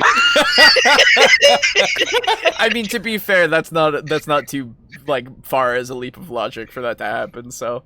That's fine. Well, it was one of those things where he's like, "Wait, my father's dead," and I'm like, "Mm-hmm." And the reason why was because I had forgotten that his father was still alive. But at that point in time, the scene was kind of hinging on his father being dead. So I'm like, "Your father's dead." Oof. Oof. Well. So actually, real quick, Alejo, Yeah. I just got an email that might be important for you. Here, I'll go ahead and copy the text to you. Okay. There you go. Yeah. Oh, thank you. Yeah. Yeah. Awesome. To run Yeah. that campaign. That would be great if they did. That would be really good. You have any? I just want to play Cyberpunk, man. I know. I so do too. Cool. I do too. I'll be honest. I do. I wanna be in that world. Oh, you know what? I'm reading that email right now, and there seems to be an attached link. Oh, okay. Here you go. Oh, the jump start. Oh my god. Oh wow. Do you have any final thoughts, Boo?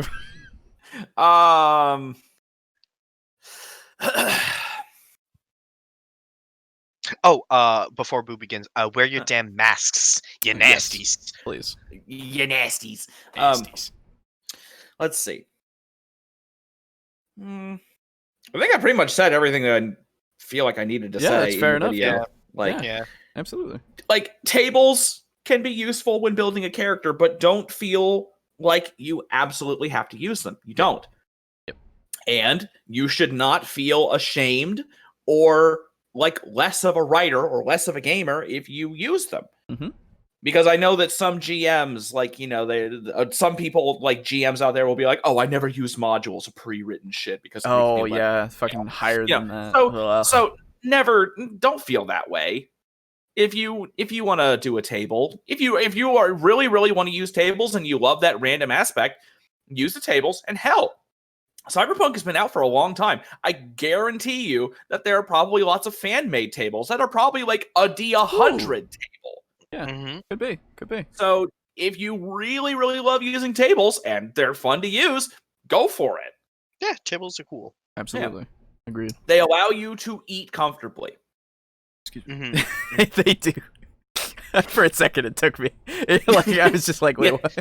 Dude. No. Yeah. I'm gonna share some real tech with you. Mhm. And it's one I've seen a college professor do. Oh, Become a fucking fat ass, right? Okay. And then you have your own self-made table in front of you. Oh, yeah. There you go. Yep. Nice. Anyway, again, thank you all for listening. Really appreciate that. Hope you have enjoyed our suffering as well as been somewhat more informed. We will come back to Cyberpunk stuff definitely. We're trying to branch out to more things. Talk about more things for you to maybe be interested in, because I know there's a lot of people out there who are new to D&D, who have expressly stated that like they're newer to D&D.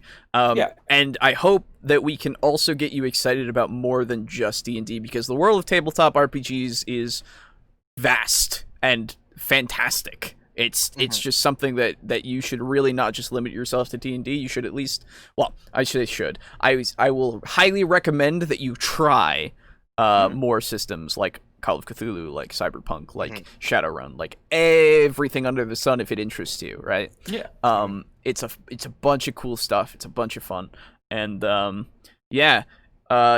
forget to join the Discord. The link will be in the description. And for a little incentive for you there, I'm going to be asking people what we should refer to you guys as you know how people have their little fan base names, and I was just like the WWE universe, yeah, right, exactly. Yeah, exactly. And so I've been thinking about it, and I can't think of anything really good off the top of my head, but I want some inspiration, right? Yeah. I want you guys to at least have your say, and if we take something or we use it and we just like twist it, we'll credit you, of course. Oh yeah. But here's an idea. Here's an idea for you. Oh? Everybody submit your shit, and we'll make a table. Oh no! Yeah. And then we will let you guys choose your favorite from the table, and then we will take the fan consensus and we will throw it away, and we'll roll and determine from that roll what you guys' name will be. Yes. Oh my god! Also, what you could do is we could make a table where it's like, amazing, courageous, stupid. Just have a bunch of adjectives. Scaly, yep. leathery, and then you have all these adjectives, and then you have the name, and so you roll on two tables, and you get like the leathery octopi or something. Right, exactly. We're not going to do that. That's a lot of work. That's a lot of work. What you gotta do though is you need to have the noun, something from the noun table, be the same as the adjective table. Yep. Because Buffalo. I agree. Because for every single one of those that I ever even look at, it's always like the leathery leathers or something. It's like match your birth date with so this, fucking stupid. and it's like the jewels, and I'm like, it's real bad. Yeah, it's real bad. Anyway, that's too much work. So please tell us your suggestions, and we'll pick from there or get inspired. And by the way, shout out to our newest member, Lil Gabbo. Oh yeah, Lil Gabbo. Yeah. You joined the other day, and I said welcome to you, and you said nothing. So I'm a little disappointed in you. But do better. No, really. In all seriousness. Yeah, absolutely. Really appreciate you here, and everybody else. I mean, legitimately, please consider joining the Discord. We talk to people a lot, or at least I do. And Aiden's very quiet. Well, my problem is, right, whenever I'm looking for communicate from you guys, I look at the group chat that we also share with Brogan. Yep. Or maybe the Booze tabletop RPG campaign. Right. Yeah. And then I forget that Table Talk exists. Yeah. Even when I do remember Table Talk exists, I never scroll down past host channels. That's why I have them. I have them hidden for me. So unless I need them, then I go into them. But you know what? That is a good idea. I will do the same right now. Nice. So yeah, expect more interaction from our good second host. It'll be great. Hey, thank you again for listening. You can find this podcast first on YouTube at 4 p.m. Eastern Standard Time on Fridays, and then again on major podcasting services / minor ones, because I had never heard of Bullhorn until the other day. There are many podcasting services out there, and we try to get them up by around 12 p.m. Eastern Standard Time on Mondays, but when they're distributed to whatever service, like, it just depends on the service for some reason, because I know when I put it onto Anchor, it then goes to Spotify immediately, but when I do that and it tries to go to Apple Podcasts, it takes hours. I don't understand.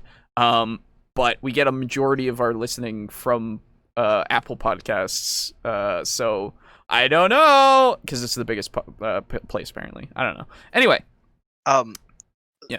Yo, dude, Shibagami, your art of like the Dragon Girl, or rather your friend's art of your character in Pathfinder 2E is freaking amazing. Oh yeah, it's really that? really good In in the in art Art appreciation. Yep. It's Yo, really good. I'm It's digging it, Damn. yeah, it's super Right? good. Woo. Right? dude. Your yeah. your Good friend is shit. really talented. Yeah, Yeah, you should goddamn. get I'm them also to do digging more the stuff. heterochromia. Oh yeah. Yeah. So yeah. The other thing that I want to say before that, actually, don't forget as well, we have Devils and Dice, our D&D campaign that is going up on Wednesdays at 4 p.m. Eastern Standard Time, which I will usually our Discord has a notification for everyone. I've set up bots, man. It's great. So you won't miss out on any of this stuff when it is when it is going to premiere, because it seems to do it when it is still like hours out. But you can then use that to schedule a reminder for when things premiere, because I like premiering things, because then you get to have a spectacle-ish thing. And if you don't have time for it, that's fine. You can still watch it afterwards. It's cool. So the other thing is don't forget as well, think about some suggestions for Patreon stuff, since that is coming at some point, and think of little things that you would look for. All suggestions are welcome. None are going to be definite, but we will definitely look at them and see what we can glean from there. And again, we'll give credit, of course. Yes. And don't forget as well, we update on our Twitter if you want to follow that as a second way to be reminded of when things are uploaded. That is at TableTalk D&D. And again, as well, our Instagram, which I still have yet to figure out what we're doing with that. Instagram is at TableTalk D&D. I'm probably gonna share the art, not the art, the thumbnail that I post, because I like it. And I'll put the little addition in there because it's cool. But yeah, other than that, don't forget email. You can email us at it is tabletalkdnd@gmail.com.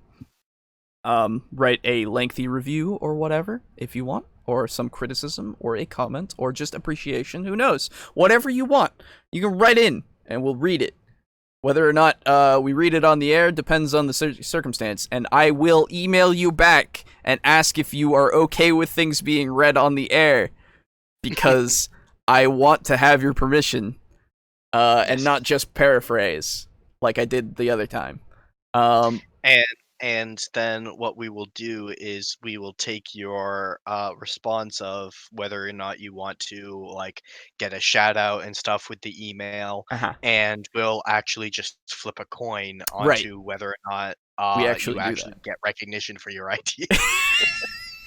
I'm sorry, I can't get over it, man. I know, you shouldn't. It's fucking stupid. Anyway, yeah, I think that's it. Am I forgetting anything else? I think bases are covered. Okay, Yeah, cool. Yeah, again, comment, subscribe, like, and join our Discord. All right. Bye. Bye. Bye. Bye now. Bye. Goodbye. Bye. Bye. Yeah, getting smaller. Oh, God. Hang on, What? before I forget, quick little thing. You thought that was the end. Haha, guess what? Tell me if the quality's okay, because I'm trying new things for the video quality, because no one fucking told me how shit the resolution was on anything, you goddamn...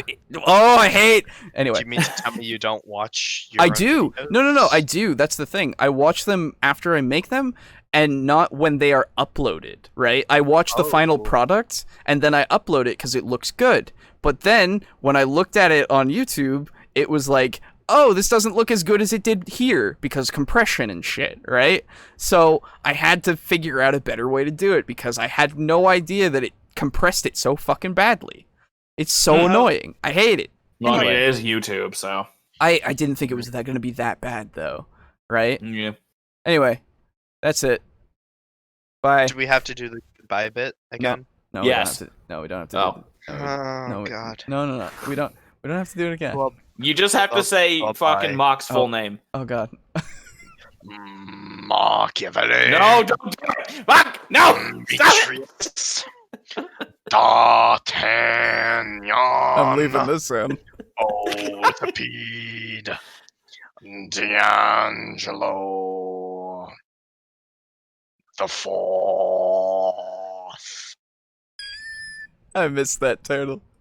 That turtle. Excuse me. I realize now how much I hated it. I didn't hate it at the time. The key is to end